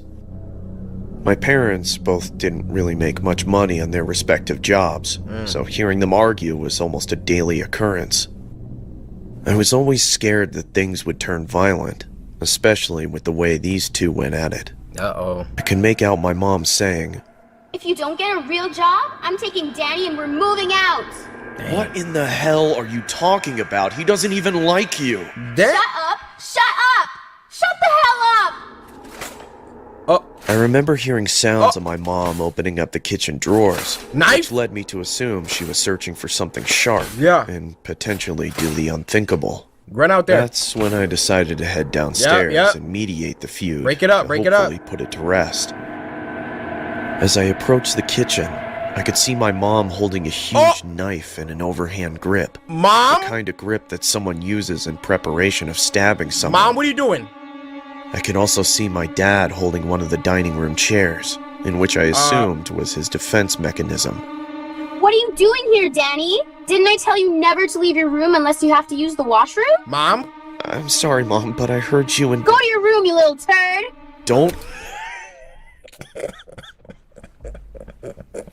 Give me the knife, Mom. Give me the knife. Go to your room, you little turd! Don't call him that! Don't tell me what to Dad, do, my feelings are not Mom, hurt. Please don't kill Dad! I said go to your room, Danny! Leave Danny alone and put the knife away, Helen! Mom! That's when my mom began piercing the family portrait of us. Mom got it. Except she was only piercing the portion with my dad's face. Yo. Mom, stop! Please stop it! It's been a couple weeks after the whole saga had occurred. Yo. My parents ended up getting a divorce, which unfortunately left me to reside with my mother. Oh. The court unfortunately ruled that my mom would be in favor of getting custody of me due to my dad's criminal history with the law. Oh, man. I honestly contemplated on running away due to how much I dreaded living. Y'all know it's about to happen when you don't take the trash out, right? Imagine you forgot to take the trash out once. You gonna be all comfortable in bed, go open your eyes, just see your mom standing over you. Danny? Did you forget to take the trash out? With her. Especially with how toxic and controlling her behavior was. Toxic?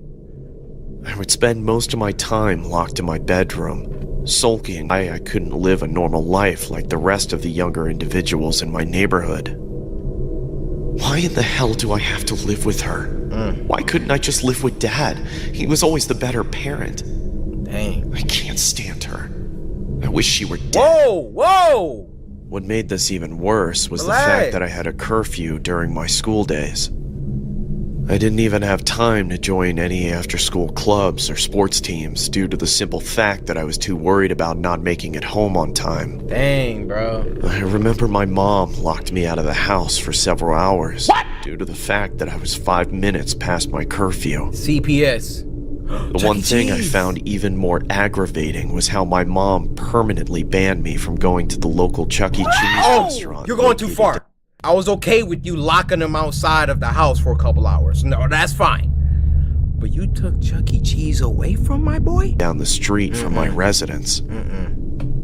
For those that aren't familiar with Chuck E. Cheese, it's a restaurant that has arcade games and playrooms for younger crowds such as myself. I enjoyed going there, as it would bring back fond memories of when me and my dad used to go. Chuck E. Cheese, where a kid can be a kid. As it would bring back fond memories of when me and my dad used to go. I usually went to Chuck E. Cheese every time it was my birthday, just as a tradition my dad established when we all used to live together. But all of that is gone now. My mom took my entire childhood away from me, which I find equivalent to ripping my heart out of my chest. Dang, She selfishly didn't want me going because she didn't want me to be reminded of my dad's existence. That's deep. The rules and restrictions I had to abide by really made it difficult to make any friends, which put me in a dark state of mind for the latter part of my life. There was one night where I decided to approach my mom and convince her to bring me to Chuck E. Cheese for my upcoming birthday. I honestly cared more about Chuck E. Cheese than my actual birthday itself, which is why I ended up using it as an excuse to go there. Okay. Hey, Mom, can we please go to Chuck E. Cheese for my... No, Danny, I already told you this. But it's for my birthday. No. I anticipated the rebuttal my mom was going to throw at me, but that didn't stop me from being persistent with my request. After a few tears and relentless... Whoa! CoryxKenshin with the spooky scary Sunday? Or shortest part of you put me in? You should have. Damn right, getting some recognition. That spooky scary Sunday, huh? Yeah, no. That's so fire, bro. Thank you so much, man. That's so My cool. mom eventually caved in and agreed to take me there on my birthday. Alright, the exhilaration of going to Chuck E. Cheese after all these months was honestly something I would compare to an inmate getting released from jail. Look at his eye. I felt so excited to the point where I didn't even care about anything else. Yo! Just me and the place that I once grew to love. My birthday eventually arrived, and it was time for me to finally visit Chuck E. Cheese once again. Yo. It was about the evening time, so the venue was usually packed to full capacity. I couldn't help but marvel at what was in front of me, as I genuinely felt I was a kid in a candy shop. That guy! Y'all saw him? I must be dreaming. I immediately started playing the arcade games while my mom wandered off to grab some food. Enjoy yourself, buddy. I remember being so hungry, but at the same time so infatuated with every arcade game that was in front of me. Yeah, there we go. I couldn't help but indulge in countless games, as I knew this could be my very last time at Chuck E. Cheese. Yeah. That's when I felt a strange tap on my shoulder. What? I turned towards the direction of where I felt the tap, only to see a large Chuck E. Cheese rat mascot hovering over me. You alright? I was a little alarmed that the mascot would approach me, considering there were hundreds of guests in attendance. Hey, Chucky? The mascot didn't say anything. Bro. He just stood there staring at me with his big elongated eyes. What are you looking at? I noticed he had red stains on his costume, which I assumed to be pizza stains. Yeah, that's pizza sauce. But then I noticed the stains had transferred onto the shoulder area of my shirt from the tap he did earlier. Relax. I now knew that these were definitely not pizza stains. Why not? They had to be blood stains of some sort. Chucky? Is she gone? Yeah, she is. Here, take my hand, Danny. I missed you, Dad. I missed you too, son. What?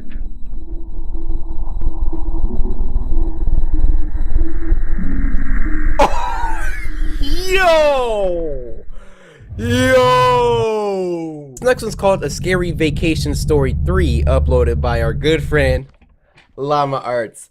How you doing, Llama? Now, this was sent to us by Dario24000. So, the rest of the samurai, just for the next, 10 seconds, move. Get out of the way. Ludacris said it best. Me and Dario right now. How you doing, my friend? My samurai brother from another mother. You sent in a story and I appreciate you for it. Llama Arts. It's been a minute since we, Llama, we got that. During my holiday, I spent about 3 weeks in Japan. I arrived pretty late, so I couldn't check into the hotel that I initially booked. So I booked the cheapest hotel that I could find nearby. Okay. Aesthetically, it was quite nice, but it did have easy access to the building, meaning anyone could come in and go to any room as they please. Plus, there was no security in sight. Oh, that's After not good. arriving in my room, I ordered some food and watched some TV. Jet lagged from the flight, so I started to get ready for bed. As I was falling asleep, I felt the urge to double-check the door just to see if it was locked. I didn't think anything was going to happen, but I'd rather be safe than sorry. Thank you! About 5 minutes after I checked the door, I heard footsteps outside. Initially, I thought it was someone leaving their room, but the footsteps started to pick up speed. The sounds started getting louder and louder, and I started to freak out a little. Maybe they ain't All footsteps. of a sudden, the sound stopped. I looked at the light shining through the bottom of my door, and there was a shadow of a person. At first, I thought it was room service, but it was too late for that. Or maybe it was some drunk idiot who was at the wrong room. Bruh. As soon as I switched my light on, the shadow disappeared. I was confused, but I reluctantly went back to bed. That's when I suddenly heard scratching coming from my door. What? So I immediately turned my light on and shouted, "Who's there?" After a moment of silence, I heard the footsteps slowly fade away. At this point, I was thinking it could... He in Japan, too. Probably don't know a lick of Japanese. I'm like, Dare desu ka? Dare! Jisu wa kirei na hoteru da yo. I was thinking it could be some kids messing around, so I got up, opened the door, and peeked my head outside. I glanced in both directions down the dark and slim hallways. That's when my heart stopped. Bro. A man emerged from the darkness and ran erratically towards me. His face was contorted as he screamed, and I could see he was holding a knife in his right hand. Close the door! As he got closer, I could see him more clearly. He had disgusting long, dirty hair. His clothes were ripped, and he had cuts and bruises all over. I quickly slammed my door and pressed against it, praying that the man would just go away. After what felt like hours, I finally gathered my courage and looked through the peephole. He was gone. Oh my God. I let out a sigh of relief and checked the peephole again. My heart started pumping faster than ever before. He was right in front of the door. He was wearing a maniacal smile on his face, and all of a sudden he raised his knife and yelled, "I'm gonna kill you!" What? I jumped back and kept my eyes He's a locked regular on the white bottom of the door as I backed up to my bed. I grabbed my phone and started dialing the police. As I raised the phone to my ear, I saw that the shadow was gone. When the police arrived, I tried to explain what happened, and they checked the security cameras. They almost immediately recognized the man. He had been doing this to people for a while now, and the police had been trying to track him down for months. After a long night of no sleep, I finally arrived at the right hotel that I had booked initially in Tokyo. Thank you. That creepy guy was still on my mind, but I thought the chances of him being here were pretty slim, so I didn't bother locking my door that night. What is wrong with you? At 12:05 a.m., I woke up to a big bang next to me. I turned around to see the same guy passed out on the floor, with a knife in hand. I was in shock. Are you? How did he find me? I quickly ran out of the room and locked him inside. How you lock him inside the room? He was finally arrested. Let's just say I'm always going to be locking my doors from now on. Bro, we thought you was smart in the beginning. You're like, yeah, there's no way he could know where I am. I'ma just leave the door unlocked, even though it's literally zero work to lock the door. This next one's called Behind Closed Doors, and it was uploaded by Button Studio. Now this was sent to us by Bumblebee Gaming's BBG. So we had a queen bee, now we got a bumblebee, who is coincidentally a facsimile. Anyway, thank you so much for sending me this video.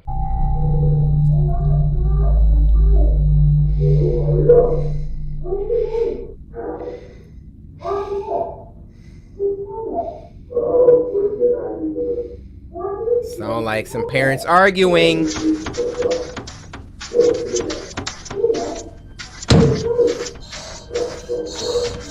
What the freak? Oh, heck no. Mom! What's all this racket? Oh, is A it? monster! A monster. Over there! In the closet! Enough! If I hear another sound from you tonight, there'll be trouble. But the monster! There's no such thing as monsters. Man, I hate dads like that. Oh my gosh, did he just shot? Yo, shout out Jonathan Button. I see you, John.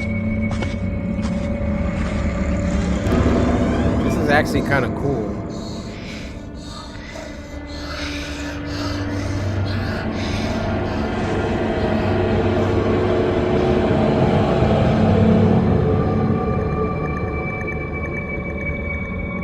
Did he see himself? Come on, Gregory. Woo-wee! Time for bed. Oh, do I have to? Yes, it's way past your bedtime. But there's a monster in there. That must be your father. What's all this mess? What mess? I've done exactly Why do dads always gotta come in drunk? what you told me to do. Everything is tidy, just the way you like it. Tidy? You call that tidy? Perhaps I should make myself more clear. Please. Oh my you're gosh. just drunk. You don't know what Little you're... drunk, am I? Why are you not in bed? Wait till I grow up. Go to your room. Wait till I grow up. You put your... Now! Alright, that scared me a little bit.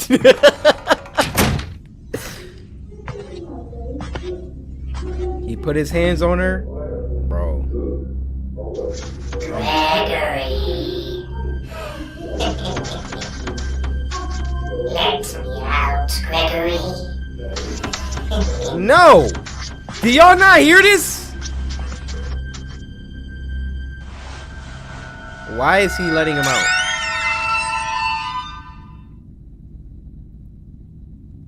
No jump scare, please. I'm not...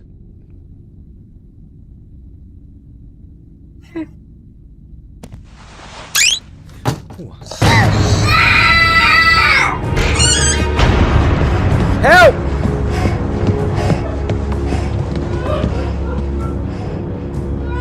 And more about this. This. And this. Get up. I said, get up. Oh my... Oh!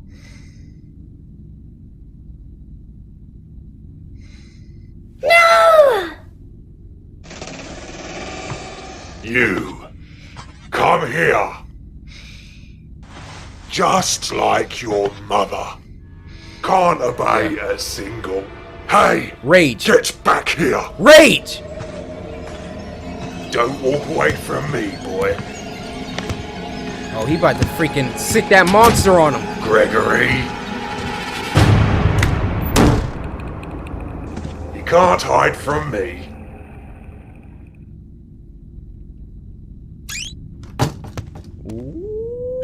You done know.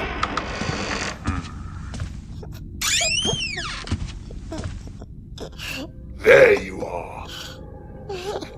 Oh, you done messed up.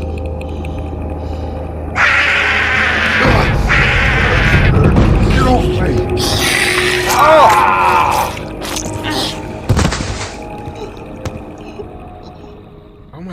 he's dead?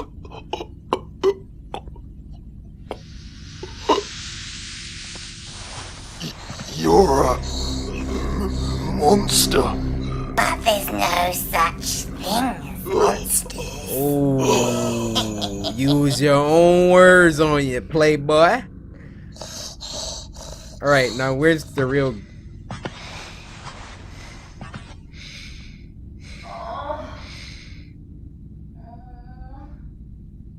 He wasn't even dead. But he's dead for real. Gregory? It's alright, Mother. It's over. He can never hurt us again. How did he What? You what, mate? How did he transform? I don't understand. This next one is called Don't Stop for Gas at Night. Ooh, I'm already excited. And it was uploaded by Klart, who also did the CoryxKenshin Baldi animation, which you should check out. Why are you just staring at me like that? Can never go wrong with Zero. That was a good video. Thanks again, Klart. Now this was sent to us by Rivehard, and he said gas up, light fire, slice them up. Now I'ma just give y'all a second, cause that was a little subliminal cue for y'all to slice that like button. So I appreciate you, Rivehard, for letting the community know, cause sometimes y'all be forgetting. Like, I don't know what's been going on with y'all. Back in the summer of 2016, I got my first job. Hold up. Let me turn that up. Back in the summer of 2016, I got my first job at 18 years old. I was excited about the work, but not about the commute. Without traffic, it was a 30-minute drive both ways. Dang. And I normally got off work around midnight, and the last thing I wanted to do was drive a half hour to get home. During the first few weeks, I was still getting used to my new routine, and one of the first things my mother told me was to keep an eye on my gas tank, and if I ever needed more, I should leave early and stop on the way, but never on my way back. True. I understood her concern.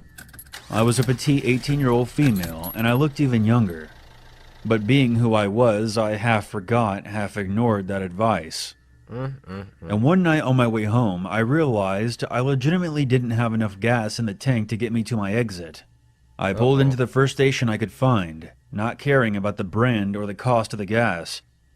I decided to make it as quick as possible, and only put in about $10 worth, just to get myself out of there. I swiped my card and began pumping gas, and once it got to the $10 mark, I shut it off and printed out my receipt. Thinking the worst was behind me, I was about to climb back into my car and book it home, when a voice came from the tiny intercom above the pump.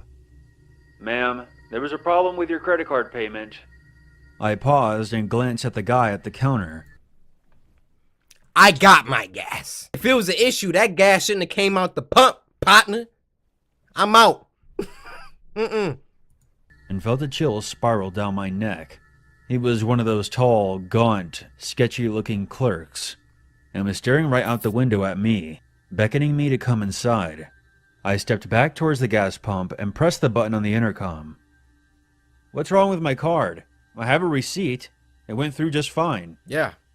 I didn't try to hide the annoyance in my voice. I didn't like the look of this guy, or the way he sounded. "I just need you to come inside, ma'am. Your receipt is incorrect. I'm going to need to run your card in here." Huh? He replied, a bit too quickly. I looked back at the guy through the window in frustration.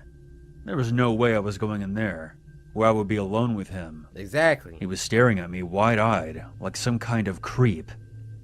I stood my ground, pulled out my phone, and checked my credit card app. I held it up stupidly as if he could see it from there, and I pressed the intercom button again. It went through. I see it on my statement. I'm not coming in. Get in the car! "Ma'am, if you attempt to leave, I'll call the police. I have your tag number. Please come inside." I'll I show then them my shouted at receipt. him from across the parking lot instead of pressing the intercom. "Over $10 of gas, you're gonna call the cops?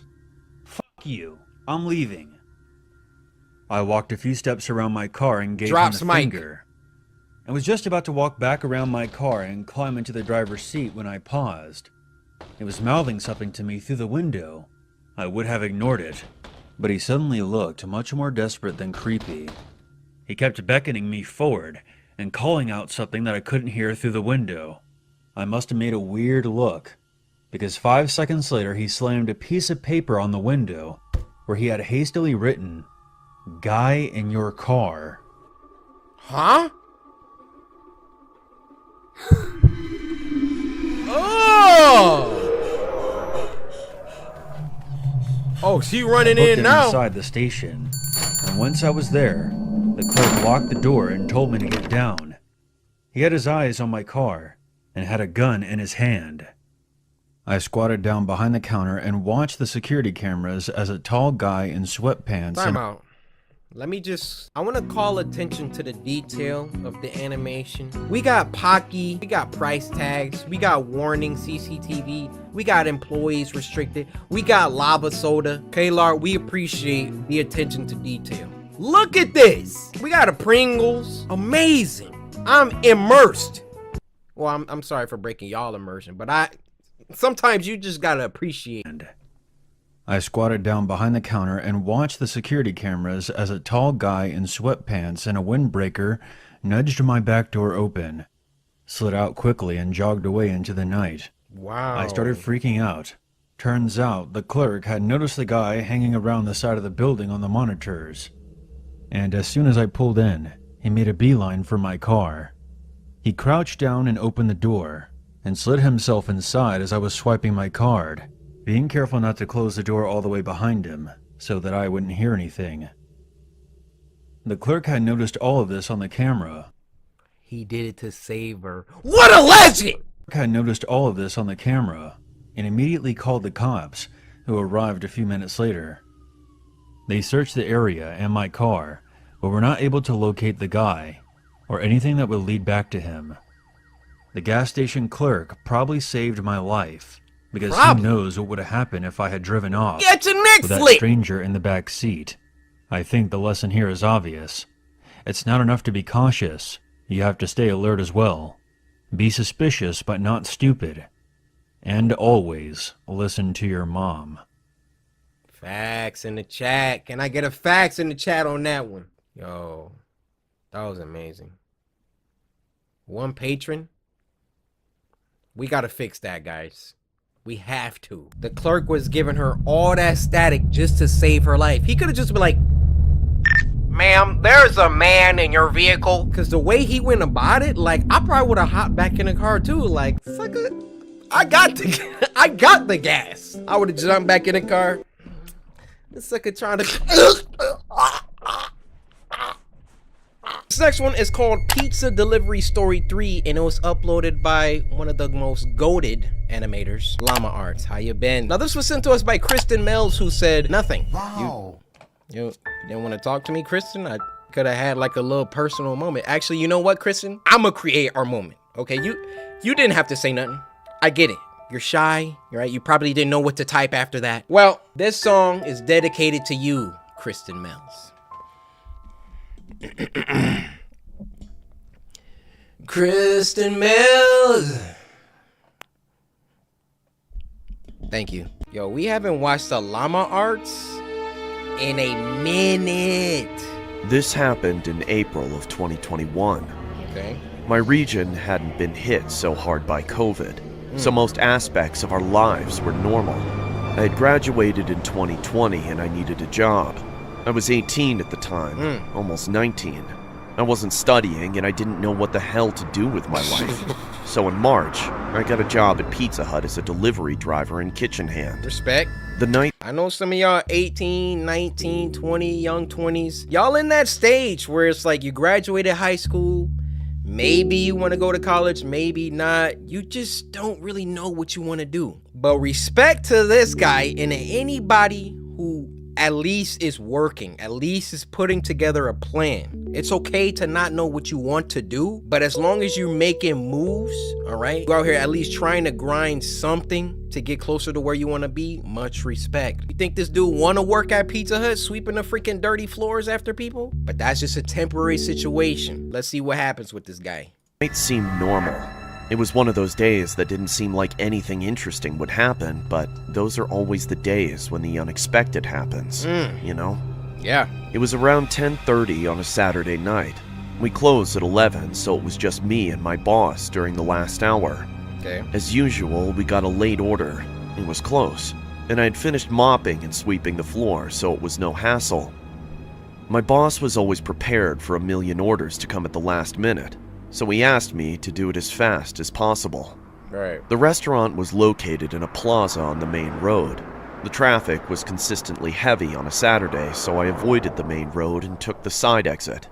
Even though the plaza was in one of the busiest parts of town, this street, however, was always so dark and empty. This street was also really long, so all you could see were the traffic lights about 500 meters ahead. Dang! Something was confusing me though, like my eyes were playing tricks on me.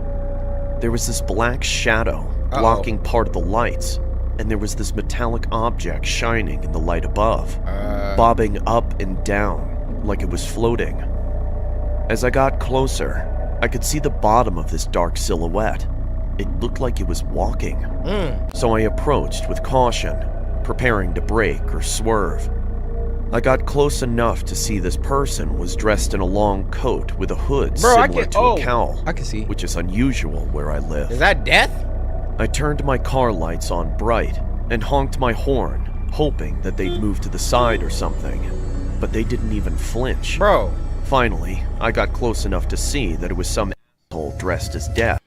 What is my dude honking at him for? He's on the sidewalk. Bruh. He's not even in the street. Like, we got Grim from Billy and Mandy over here. He just minding his business. He's just a non-driver, that's all. Carrying a scythe. Something was odd, though. People, even if they are on the sidewalk, usually look over their shoulder at an approaching car. I mean, they don't have to. They didn't. As I drove past, however, this person ever so smoothly looked right into the window of my car on the driver's side. It gave me such a fright, like when people clap in your face. I passed them too quickly to see their face, let alone see what gender they were. After I passed them, I looked into my rearview mirror trying to see them, but it was so dark. I stopped at the traffic lights, and that's when I started to panic. I remember those scary clown guys who used to block people's path and tap on car windows. They could get ran over. So I went through the red. No one was on this road anyway. I pulled over to the side and tried calling the cops at the station, just in case some— What? Bro, you mean to tell me this is a male Karen? At the very least, we got somebody dressed as the Grim Reaper, standing on the sidewalk, minding their business, not doing nothing, and then they just give you a quick little glance. You got a little scared because you all... If you would have just kept your eyes on the road to begin with, you probably wouldn't even seen them, much less paying like 99% of your attention to them. Now you gonna call the cops? This is crazy so far. Somebody hits them, but no one answered.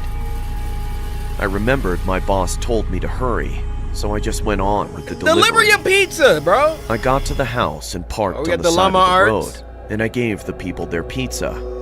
It's always awkward handing over the pizza in silence, so to make conversation, I told them what I saw.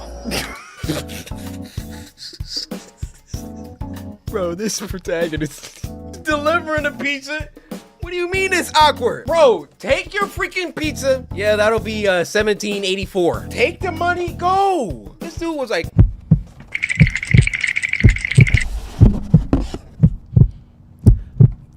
There was a guy over... They laughed and said that it was probably someone making a TikTok. I laughed as well. I guess it was a pretty good prank. Bro, I got in my car and went to start it, behind home, but I couldn't find the keys. I checked outside my car as well, but I couldn't find them. I searched for ages, but no luck. I started to panic and kept thinking about that person I saw on the street. I jumped into my car and locked it from the inside. I almost started crying when I heard jingling. I looked to my right to see that person dressed as Death, holding my keys, staring into my window. I felt everything in my body pulsating. Now but I couldn't move. We can be scared. It was like they were staring into my soul. Eventually, I started acting on instinct. I don't remember thinking or doing it. but all of a sudden I was holding down the locks inside my car. My car is small and only has 2 doors, so I could easily reach across and hold both the locks down. They started spamming the car remote and trying to open the door. I was using all my energy to hold down those locks. I don't think I'd ever used so much effort and strength before in my life. All this time, I couldn't take my eyes off them. This person, this thing, standing over my car with a scythe. I knew that if they got in, I wouldn't stand a chance. The shadow from the hood hid their face. Was this even real? They stopped trying to get in and just looked at me. I started screaming out of exhaustion, and I became dizzy. My vision was blurred. Bro. There was a silence, and then about 10 dogs started barking close by. This gave me hope. While leaning on the scythe, they lowered their body and put their face only a few centimeters from the window. Finally, I could see this person had covered themselves with a skull mask. We both froze and just stared at each other. I couldn't help but look into their eyes. The eyes. There was something unnerving about them. They didn't look like they were holding in laughter, like it was a prank. Through this creepy skull mask, no, that's creepy. I saw that they just looked curious, like how a little kid looks at an animal in the zoo. I shut my eyes and started calling for help. I had been screaming for so long, why couldn't anyone hear me? Bro. I feared. He's still in a driveway of the house he just delivered the pizza to, right? Here's what I'm about to do. Now, I got like the reflexes of a cornered cheetah, okay? He's like stretched out, got his foot on the passenger door. I'm turning, opening the door, doing a quick spin out of the freaking car while I'm airborne, hitting a quick tatsu to close the door, running to the freaking front door of the house that I'm at, lowering my shoulder, crashing through, running up the stairs, doing a front flip into the bedroom of the family of the pizza I just delivered, landing in the center of the 2 people that are in the bed, and I'm gonna be like, the door. What? I'm telling you. I remembered my phone had Google Assist. With my hands still in the locks, I tried my luck and said, "Hey, call 000." It worked. What's that? And my phone contacted emergency services. I could not that describe real? the feeling I got hearing the voice of the operator on the other line. I heard the blunt jingle of keys dropping. I opened my eyes, and the person dressed as death had disappeared. I tried looking around, but I didn't want to move. I just spoke to the lady on the line while holding the locks. She told me to keep doing what I was doing, and that she was sending the police. I waited on the line with her until the police arrived. It felt like hours, but it was only around 10 minutes. I told them what had happened. Because the person was threatening and I feared for my safety, I was required to make a formal statement to the station. They told me they'd keep it on file. The officers spoke to the people in the neighborhood, and none of them heard me scream or saw anything, and they were used to the dogs going off at night. I found my keys around 2 meters from my car. I called my boss, and the officers followed me back to my work, where I signed out. I then followed them to the police station. I called my parents, and they took my statement. It was almost 1 a.m. when it was finally finished. Dang. This was a couple of months ago, but sometimes it feels like I'm going crazy. It was probably some asshole messing with me, but they just looked so curious, like they were studying me. Or they enjoyed watching me feel helpless and terrified. I still do deliveries, but I never leave my keys in the car. Should never do that to begin with. Wow, that was kind of crazy. You know, the whole time I was thinking it was like a supernatural thing. I don't know why the cloak, and when he was first driving up on it, I thought it was like death. But it was a guy in a mask. If he wanted to like kill this guy so bad, why didn't he just break the window of the car? And why did he want to kill him so bad to begin with? Probably because he wasn't minding his own business. Oh, this animation though.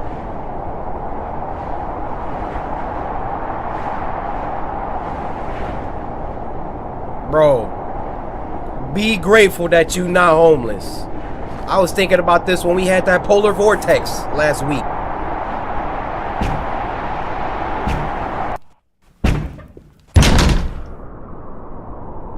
There. Hey, man, just sleep in there for the night. Put the door back.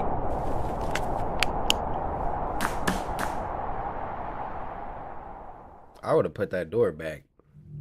What the freak you talking about? Oh, this is an entire apartment complex? Building? Whatever.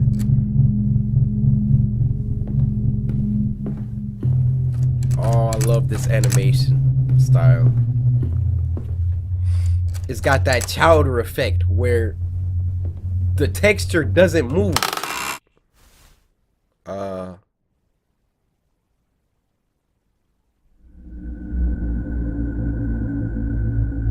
Alright. We sleeping outside? Oh, we really sleeping outside. Oh no. Or I'm about to yeet that doll outside. One of the two.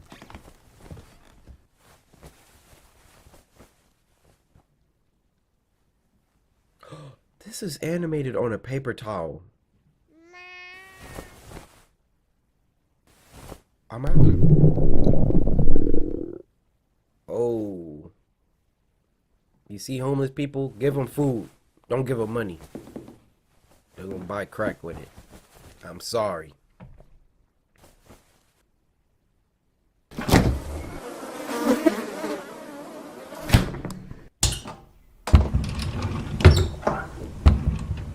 Bro, ain't no food in there. You know that.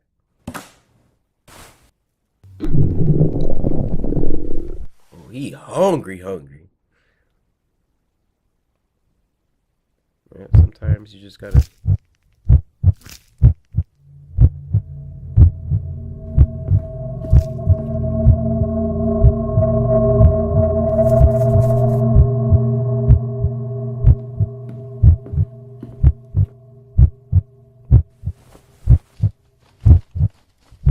What are you doing?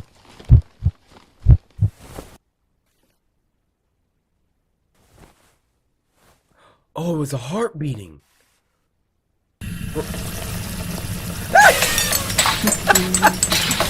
Yo, where you get all them utensils? And the gas is still on in this place? You could have had that on and be warm.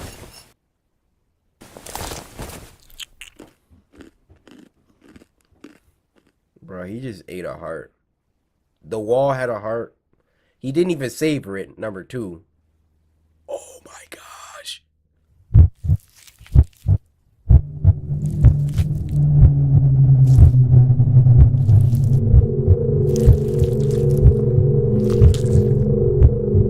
Another one?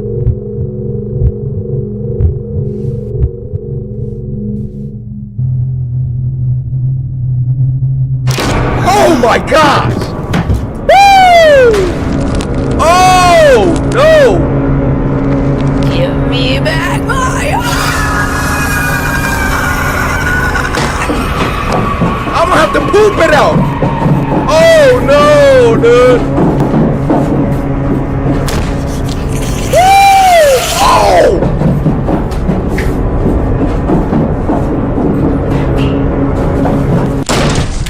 Oh no, you were right there!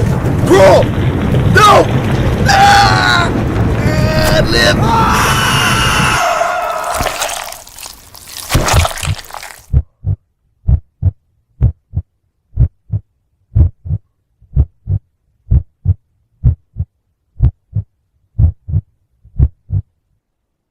Oh, heck no!